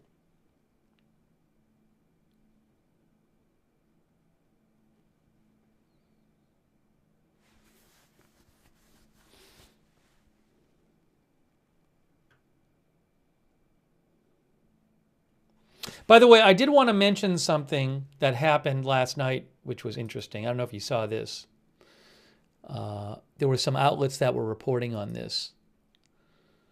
We didn't really get a chance to talk about it. So real quick, I wanted to mention it.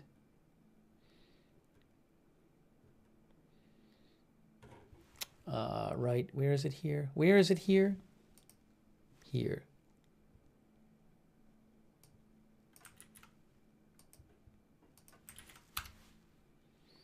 Oh, thank you, Bebop and Rocksteady. Bebop and Rocksteady says, no tax fees on tips and super chats. I don't know that he'll pass that. I haven't heard him propose that. Thank you, Bebop and Rocksteady. I appreciate it. So this happened last night. Here's one article about it. This is a Washington Post article. I've seen other reporting on it as well. Trump ousts at least 15 independent inspectors general in late-night purge. Now, if you're wondering what inspectors general do, let me mention that.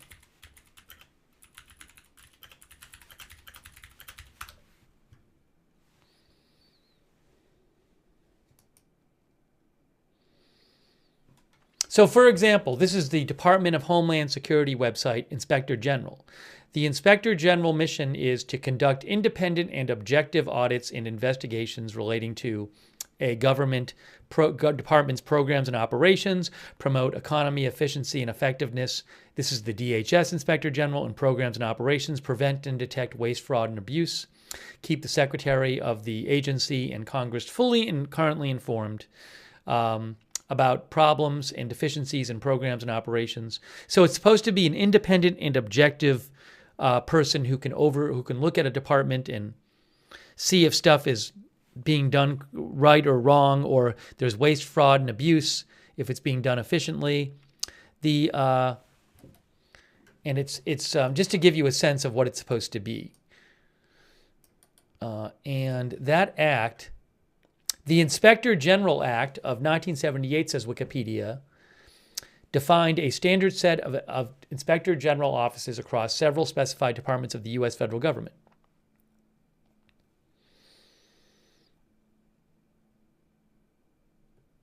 The core of the law says, according to Wikipedia, there shall be at the head of each office an inspector general who should be appointed by the president without regard to political affiliation and solely on the basis of integrity and demonstrated ability in accounting, auditing, financial analysis, law, management analysis, public administration, or investigations. Each inspector general shall report to and be under the general supervision of the head of the establishment involved. Blah, blah, blah, blah, blah. Okay, see, hopefully that somewhat gets the general idea across. But Trump ousts at least 15 independent inspectors general in late-night purge. The dismissals appeared to violate federal law, which requires Congress to receive 30 days' notice of any intent to fire. Oops, I'm showing it to you on the wrong page. This says 14.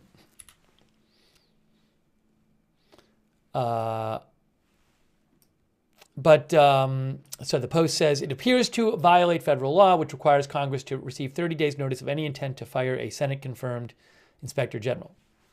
So the Post said that the White House removed the inspectors general of nearly every cabinet-level agency in an unprecedented purge that could clear the way for President Trump to install loyalists in the crucial role of identifying fraud, waste, and abuse in the government. The inspectors general were notified late Friday by emails from the White House personnel director that they had been terminated immediately, according to people familiar with the actions. The watchdogs at Homeland Security and Justice were the only cabinet-level inspector general spared. The dismissals appeared to violate federal law, which requires Congress to receive 30 days' notice of any intent to fire a Senate-confirmed inspector general. The legal uncertainty could create awkward encounters on Monday, when several watchdogs who were told they were fired planned to show up to their offices to work anyway. Look at this. The legal uncertainty could create awkward encounters on Monday when several inspectors general who were told they were fired planned to show up to their offices to work anyway. Wow. Awkward. It was unclear today what motivated the removals, one of many first-week actions that have shown Trump's willingness to purge the federal government of dozens of leaders he views as disloyal to his agenda.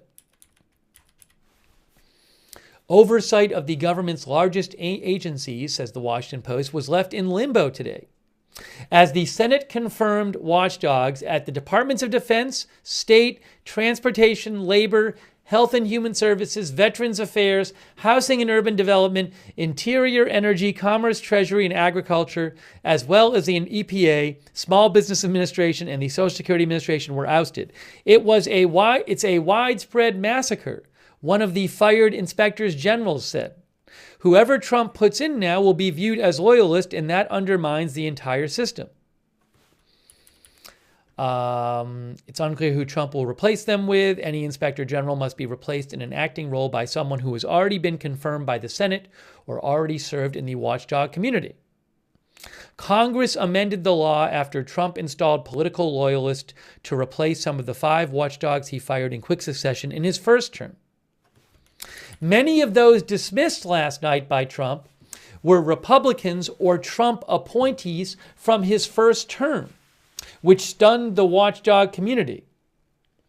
But one prominent Democratic appointee survived, Michael Horowitz at the Justice Department, an appointee of Obama.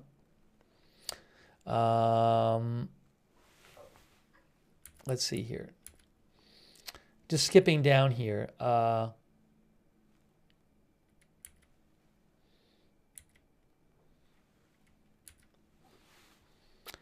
There is a law Congress approved in 2022 that requires the White House to inform Capitol Hill 30 days before removing inspectors general and to provide a substantial rationale for the decision. Another fired inspector general learned of his ouster by reading the email for the first time while on the phone with a Washington Post reporter who had called to ask about it. The person reacted by saying the new administration does not want anyone in this role who is going to be independent. That inspector general, who was told of their firing last night, said IGs have done exactly what the president says he wants: fight fraud, waste, and abuse, and make the government more effective. He said firing this many of us makes no sense. It is counter to those goals. Democrat Elizabeth Warren, Senator Elizabeth Warren, said, she posted about this on her social media, I believe.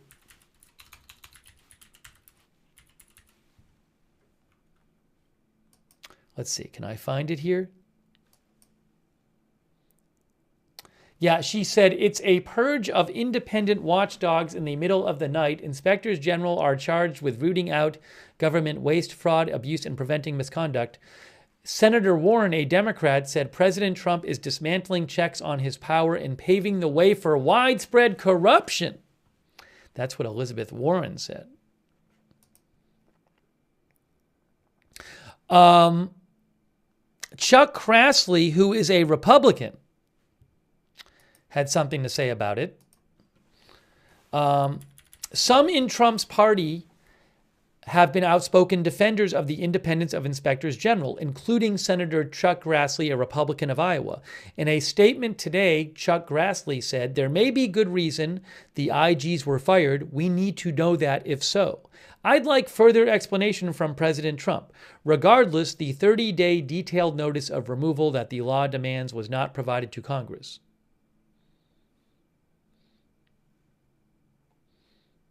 Anyways.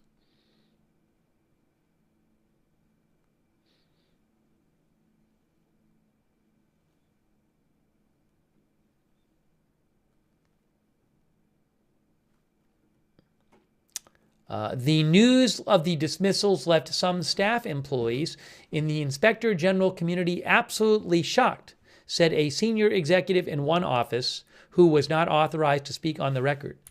The executive said, this is totally unprecedented. It's what we were fearing. There was noise during the transition about him doing this and some statements made during his campaign by his aides, the executive said.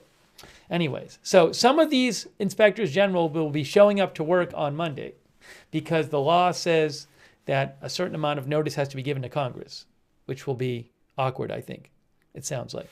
Anyways.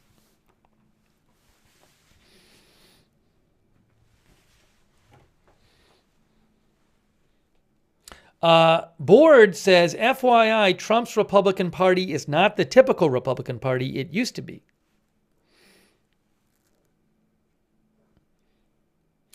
Marek Franek says Trump 2028.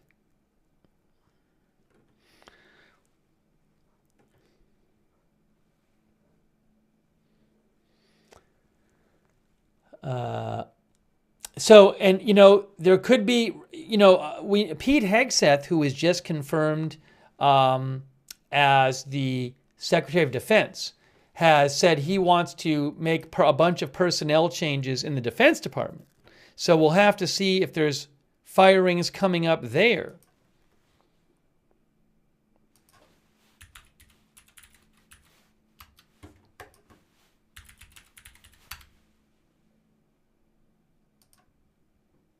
See, does it say anything about that in this article? Let's see here.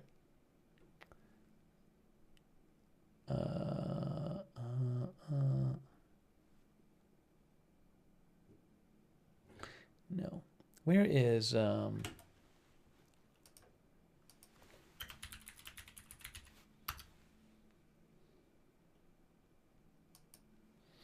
trying to find something for you about Hegseth saying this stuff.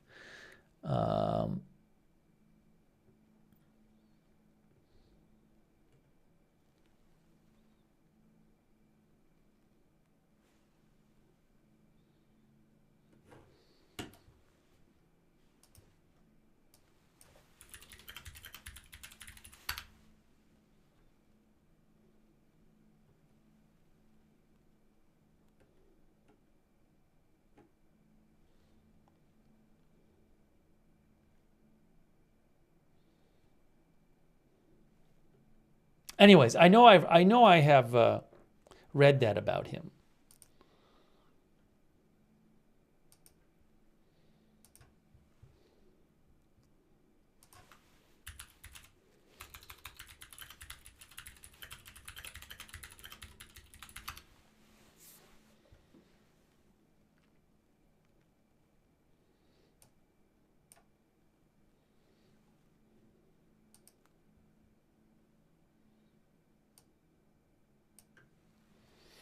Yeah, so like there's an ABC News article from November where Pete Hegseth talks about that Pete Hegseth said he was going to purge woke generals, and also where is it here? He said last year you got to fire the chairman of the Joint Chiefs, and any general that was involved in DEI has got to go.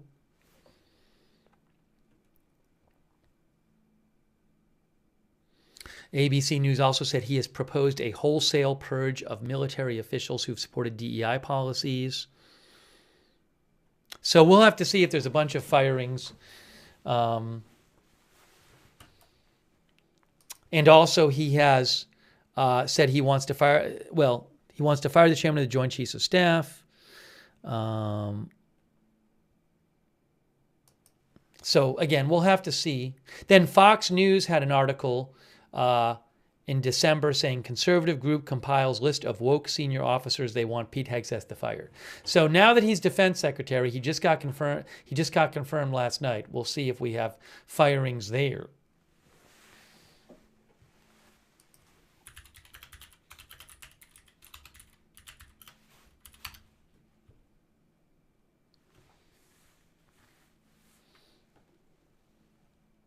Bob Gable says, fire everyone. Thanks, by the way, to Miss Debbie, who says, pay no taxes, receive no Social Security, no SSDI.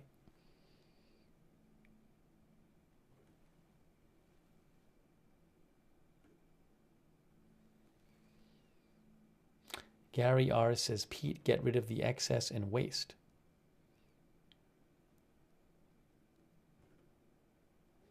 Half Jack says, a lot of you should be way more concerned about what's going on than you are.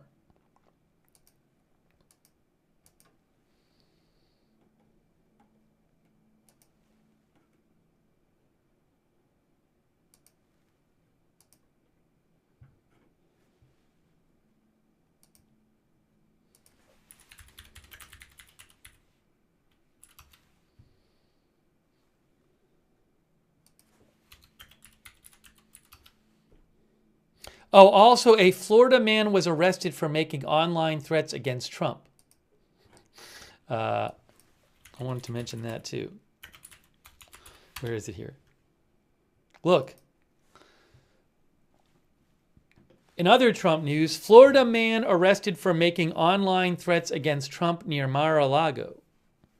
AP, a Florida man has been arrested on charges of making online threats against Trump, police said Saturday. A tip to the FBI threat center led to the arrest Friday night of Shannon DePerara Atkins, 46, West Palm Beach, police said in a news release.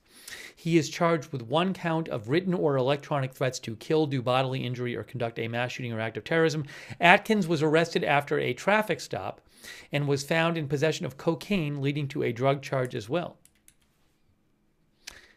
The nature of the alleged online threats was not immediately released.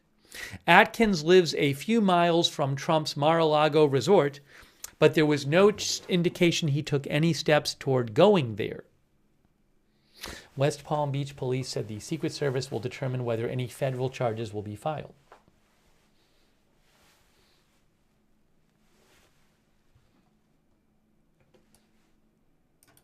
I just saw that as well. MAGA since 1492 says ending most foreign aid was a good one. Well, I don't think that's permanent.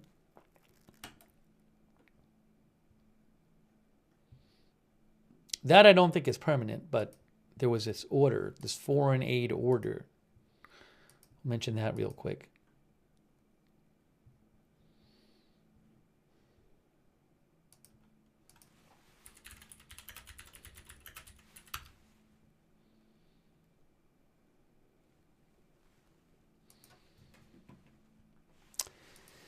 U.S. issues broad freeze on foreign aid after Trump orders review. I need to turn off the yellow thing here. Hold on a second here.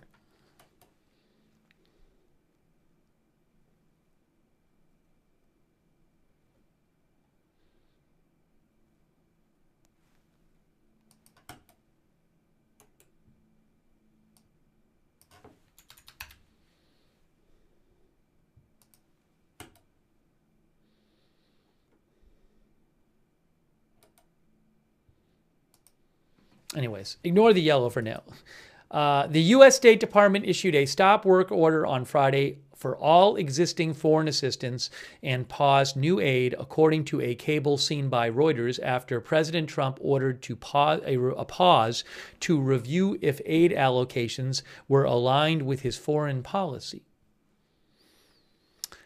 The cable, which was approved by Secretary of State Rubio, said waivers have been issued for military financing for Israel and Egypt. No other countries were mentioned in the cable. The move risks cutting off billions of dollars of life-saving assistance. The U.S. is the largest donor of aid globally. It dispersed $72 billion in assistance in 2023.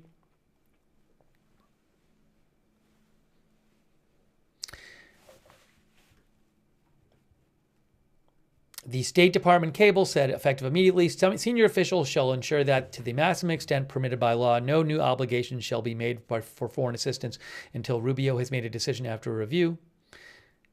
It says, for existing foreign assistance awards, stop work orders shall be issued immediately until reviewed by Rubio. Jeremy Conindike, a former U.S. aid official who is now president of Refugees International, said, this is lunacy, this will kill people. I mean, if implemented as written in that cable, a lot of people will die. There is no way to consider this a good faith attempt to sincerely review the effectiveness of foreign assistance programming. Conindike said, this is just simply a wrecking ball to break as much stuff as possible. Trump's order is unlawful, argued a source familiar with discussions in Congress on the move. The source said, freezing these international investments will lead our international partners to seek other funding partners, likely U.S. competitors and adversaries, to fill this hole and displace the U.S. influence the longer this unlawful impoundment continues.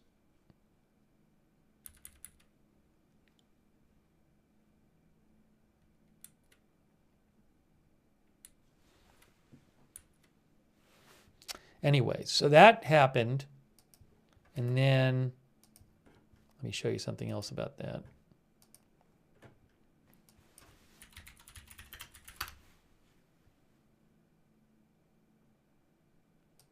Now, there was this question about whether it froze whether aid to Ukraine was frozen.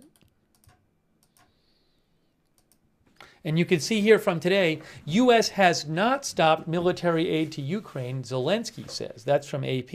Ukrainian President Zelensky said today the U.S. has not stopped military aid to Ukraine after a newly sworn-in U.S. Secretary of State Marco Rubio announced that he would pause foreign aid grants for 90 days.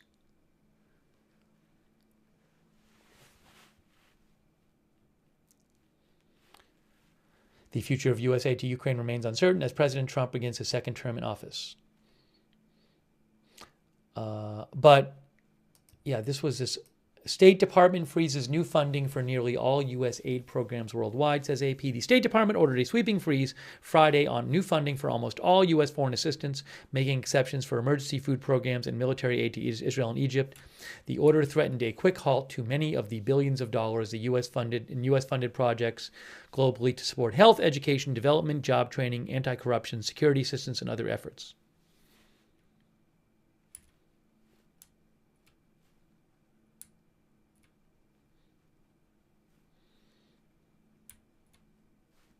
The head of Oxfam America said suspending funding could have life or death consequences for children and families around the world.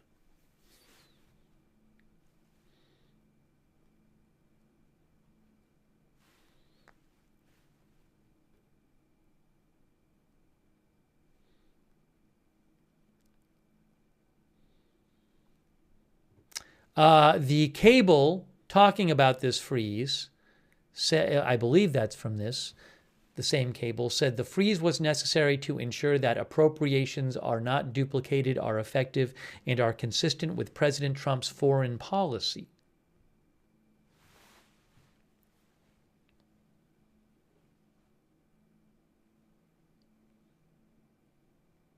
Within the next month, said the cable, standards for a review of all foreign assistance are expected to be set to ensure that it is aligned with President Trump's foreign policy agenda, and within 3 months, the government-wide review is expected to be completed with a subsequent report to be produced for Rubio to make recommendations to the president.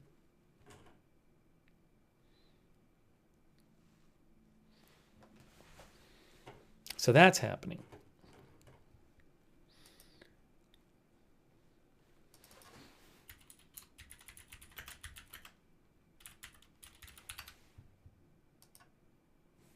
And then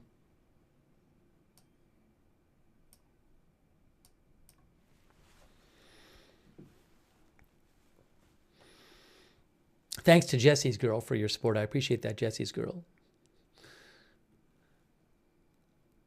Jim says that's most of the NGOs working in Africa. Blue Lotus says, I'm sure billions of foreign aid has been stolen. Rusty Shackelford says, Trump's on an absolute heater right now. Great guy.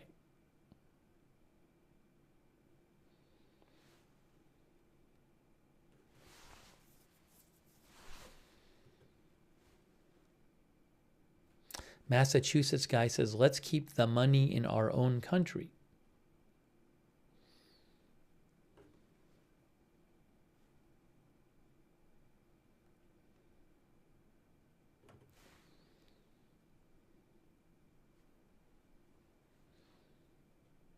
Jay Bowen says, what happened to Trump ending the Ukraine-Russia war on day one? Azurd says, time to annex Greenland. No need for Greenland. No need for Danish approval. Yeah, by the way, Trump did say during his speech in Vegas today, he did give a little kind of side remark where he suggested the country will be getting bigger, the U.S.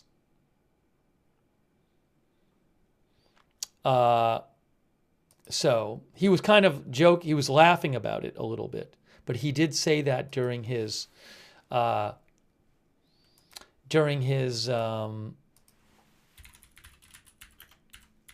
speech.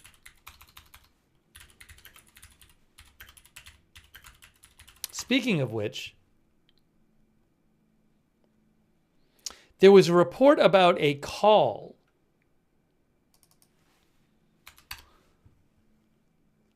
between Trump and, was it the Prime Minister of Greenland?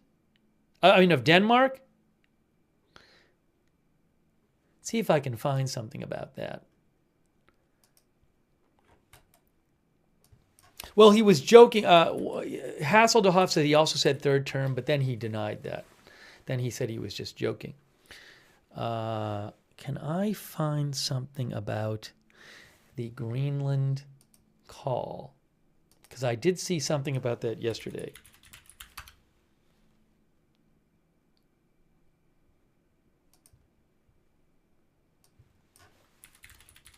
I can't remember who reported that.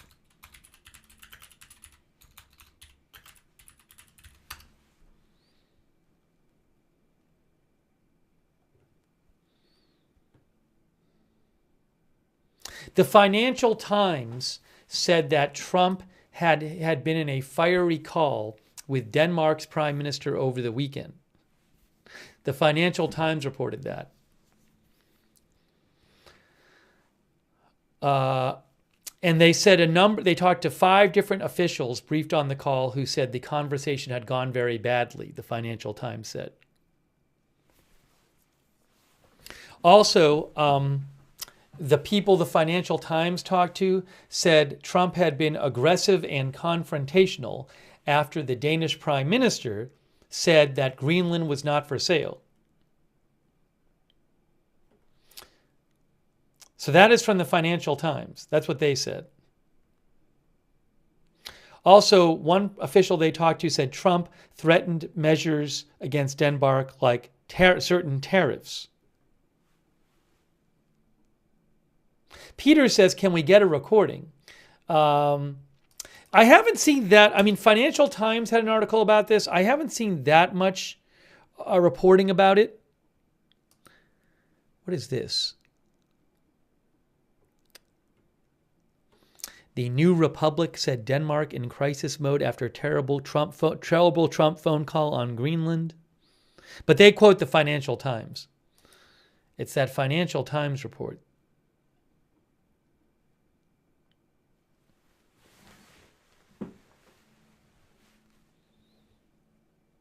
Thank you, Anthony Ciaccio, for the gift membership. Jeremy Thompson says, I like Greenland. Let's take it. Hell yeah. Jeremy might be being sarcastic.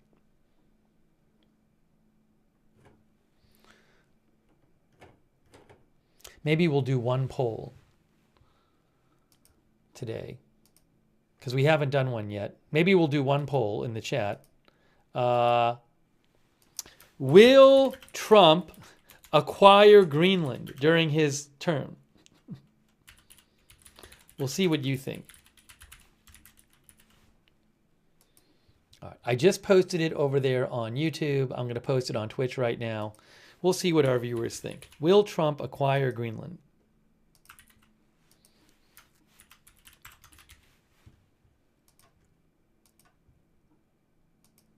We haven't done a poll today. We'll do one before we wrap up.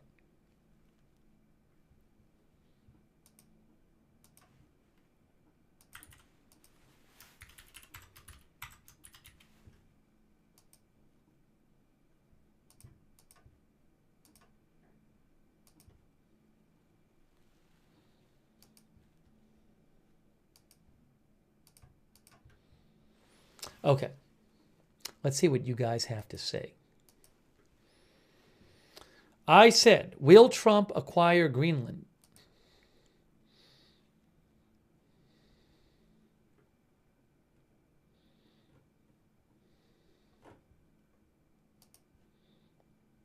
And I'm going to show you what you guys said. All right, here's an article from a week ago from Reuters. All right, on YouTube, I asked our viewers, the YouTube viewers are voting and say 53% say no, 47% say yes. All 7 viewers on Facebook have said no so far. And then over there on Twitch, we have this. Oops, we have this.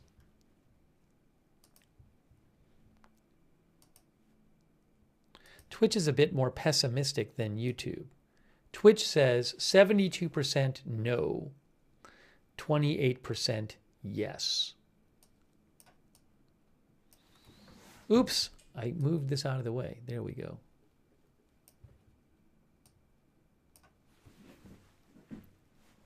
Sandy Doggo says waste of time and money. I hope they do. Controller Zen says you have to declare war to take Greenland. Of course he won't get it. I don't believe from what I've read on this that the Greenland population has expressed a desire to be part of the U.S. I Rule All says Greenland is pretty important, though.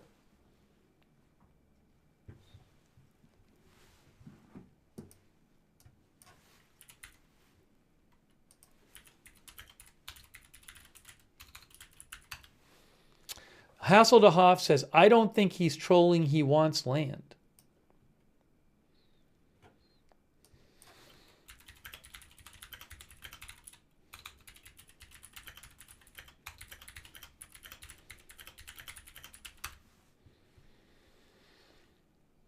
M says, I vote for Canada to acquire the northern states.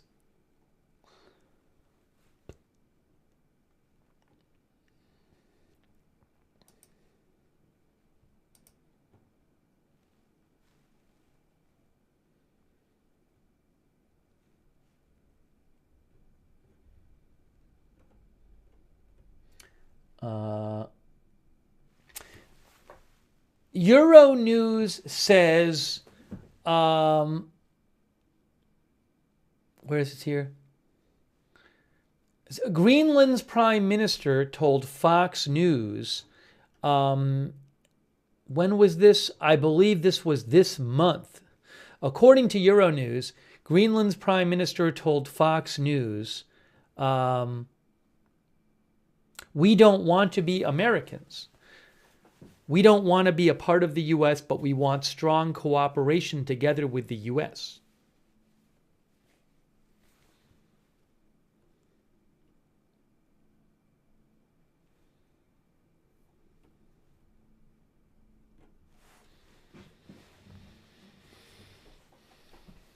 All right, I'm going to wrap up the poll now, but thanks for voting.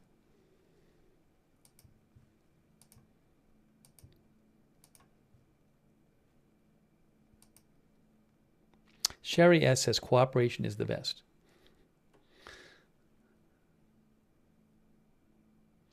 Street Meat says U.S. invading a NATO ally is crazy.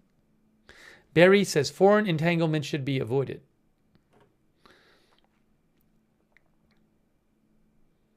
TC, our viewer, says Trump will take Greenland one way or another. Funny how people still think Trump is joking about Greenland and even Canada. Trump isn't joking. He is so serious about both. I mean, he did say today, he did say in passing, talk about America getting bigger. You know, the more he talks about it, one could argue the less likely it is it's like a joke. I mean, I can't get in his head. I would not be surprised if it's something he might want to do for, like, you know, and might think this is like a legacy thing, like I can be the person who obtained this piece of land or something. So I certainly would not assume that he might not be serious about this. Whether it can actually be done is a whole other thing. But I mean, he does mention it pretty regularly.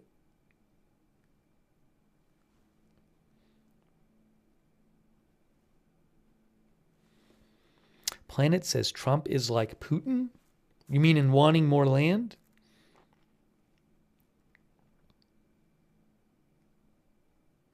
Holly says we need to earn their love.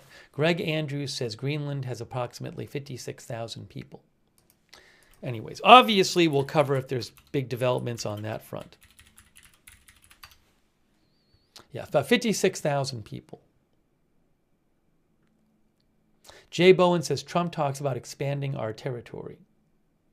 Board activity says Greenland is a military asset and economic asset with all of the natural resources. Firejack says we already have bases in Greenland. All right, guys. Oh, hold on a second here. Hold on. I might have an update of something for you.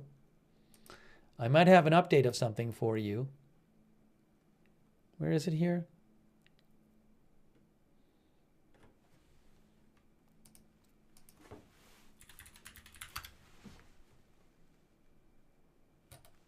Where is that report?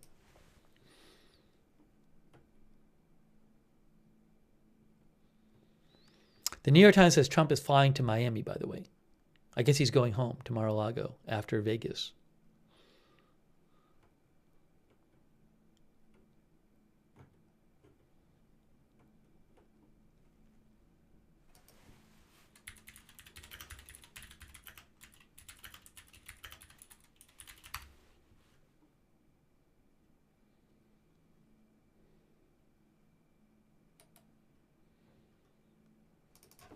I don't have an update for you right now.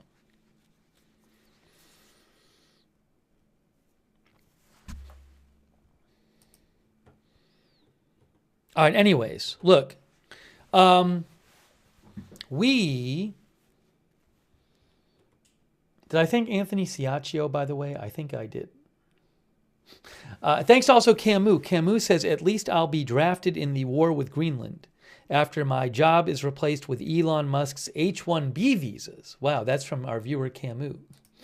So I think what we're going to do, by the way, thanks for Lila for subscribing over there on Twitch. Thanks Oxytropus for your support on Twitch as well, and Qbat. I think what we're going to do is we have covered, so we came on the air to cover Trump speaking in Vegas. We saw Trump's speech in Vegas. We talked about that. We've been talking about some other Trump updates quickly afterwards. But I think for right now, I think we might be wrapping up this stream in a second. If Greenland's an interesting topic, maybe we'll talk about that more. Like if there's significant developments on that front, I could see us doing a whole stream on it.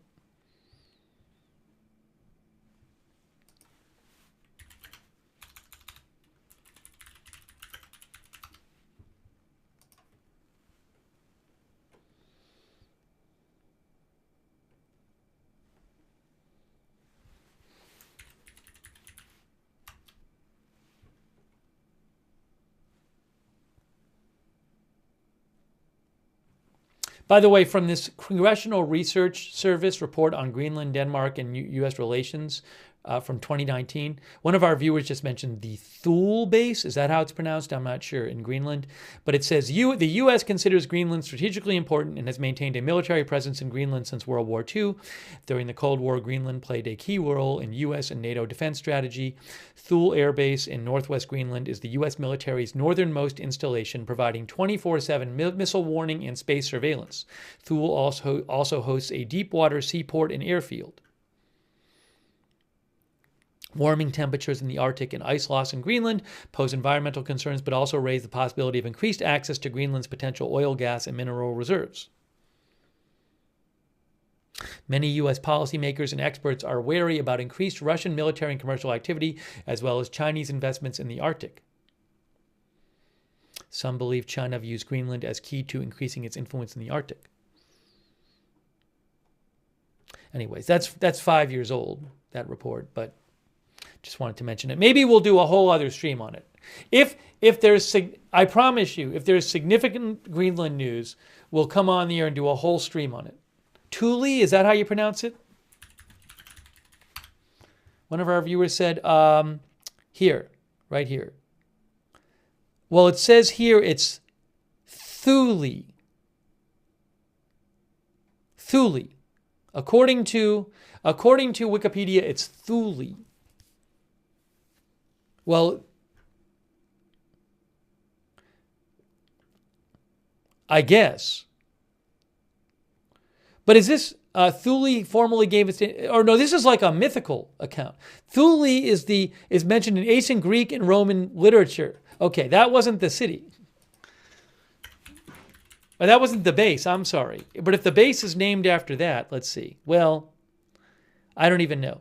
This says Thule is the most northerly location mentioned in ancient Greek and Roman literature and cartography.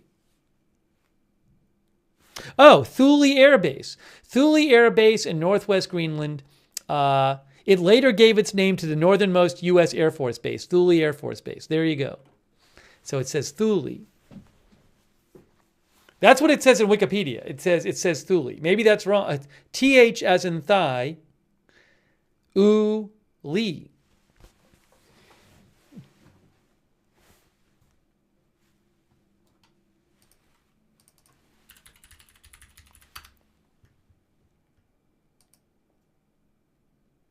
But Webster's dictionary, I think, has it as Thule. Why is it different in the dictionary? I don't know, guys. Dictionary.com has it Thule and Thule in dictionary.com. All right. I'm not going to get on. I'll let you go research how to pronounce Thule or Thule. Anyways, I really appreciate you guys being here. And thanks for coming onto the stream to watch our coverage of the Trump rally, Trump speech in Vegas. If there's big news later today, we'll, of course, come back on the air to cover it for you. But we're going to start wrapping. The purpose of our stream is basically done. So we're going to start wrapping up this stream. And subscribe, follow Agenda Free TV. We cover all kinds of live breaking news without an agenda here. Agenda Free TV. And follow me on X for news updates. I will post news updates over on X. At Lookner on X is where you can follow me. I will post the link right now in the chat for that. And turn on notifications, guys.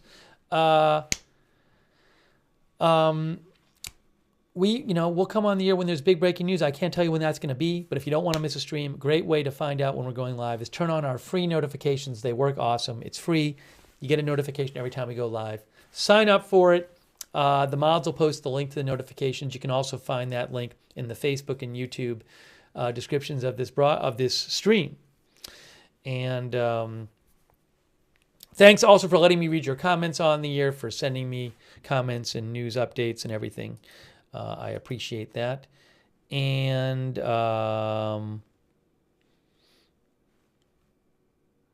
by the way, our viewer Old McDonald thinks we need Greenland for security reasons. That's what our viewer Old McDonald just wrote to me, who says, all international norms have been broken since 2014. I believe the 2022 invasion of Ukraine and 2024 victories for Israel have changed all international norms.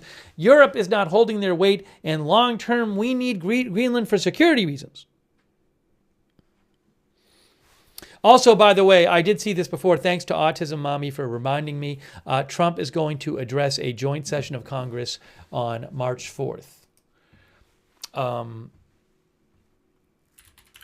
That's like in place of State of the Union, right? Because there's no State of the Union for a new president. Yeah, Wikipedia says newly inaugurated presidents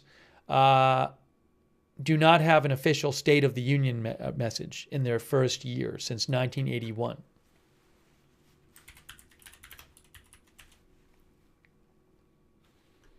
But his first speech before Congress will be on March 4th.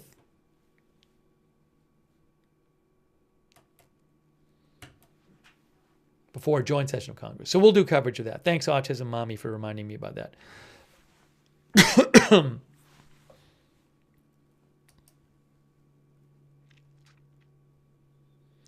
Firejack says, "Why has Kristi Noem's swearing in been delayed?" I didn't know that, but I haven't heard anything. I mean, she was confirmed, so I haven't heard any reporting on anything past that. Maybe she's already been sworn in. I don't know.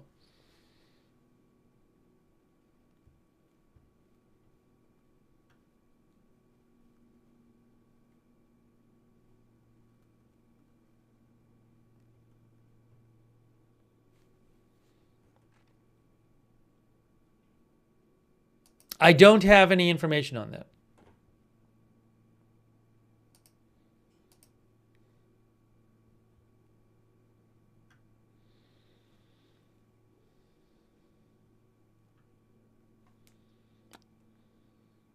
I don't even know if it's been delayed. There's some like unconfirmed report online about it, but I don't know when her swearing in is supposed to be, if she hasn't been sworn in already. Anyways, I'll keep an eye out for more information. She just got confirmed this morning. Lizzie says maybe so Trump can do it. I don't even know who's going to swear her in if she hasn't been already. Again, I haven't seen any. C-SPAN said Kristi Noem's swearing in ceremony by J.D. Vance, and they have it listed on C-SPAN, but they don't have a time.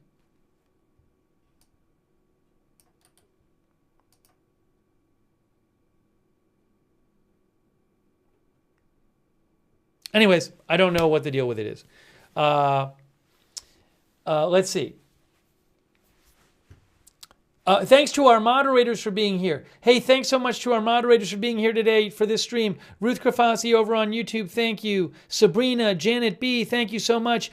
Without our moderators, we could not have chat rooms.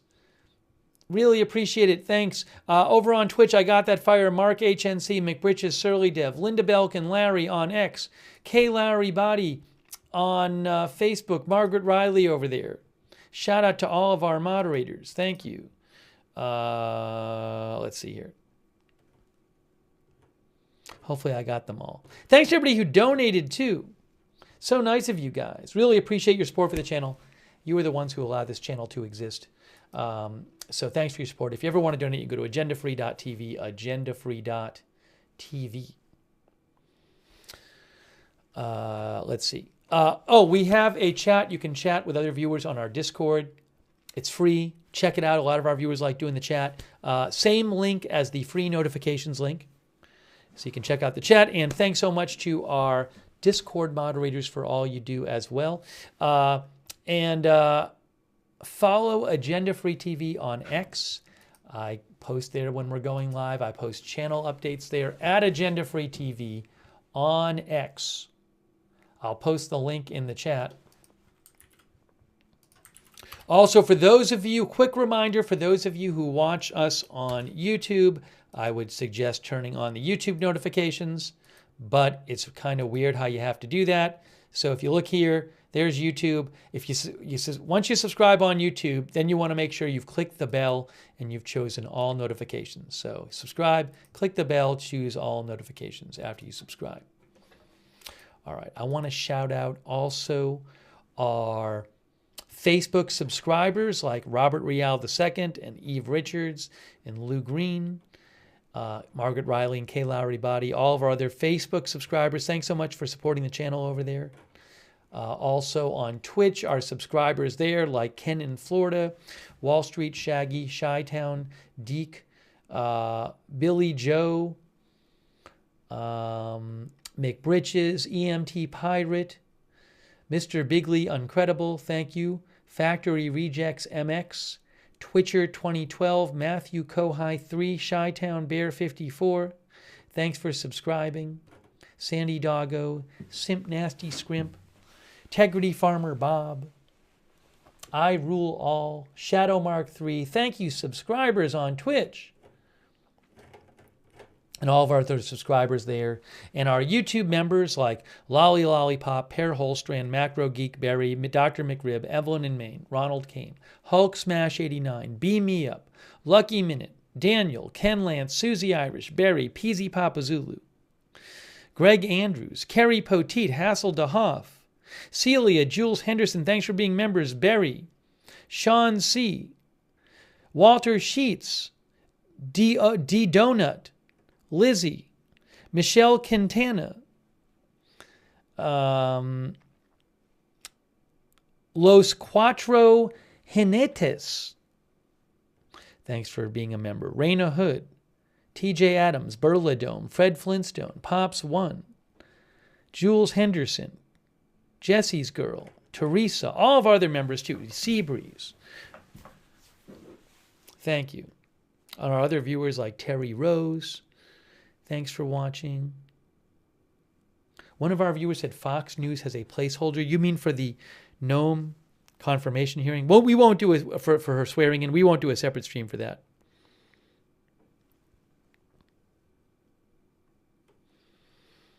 Thanks, Rhombus Head, for being here. Keith Pash. Dawn Riverstone. All right, we're wrapping it up. We are wrapping up the stream.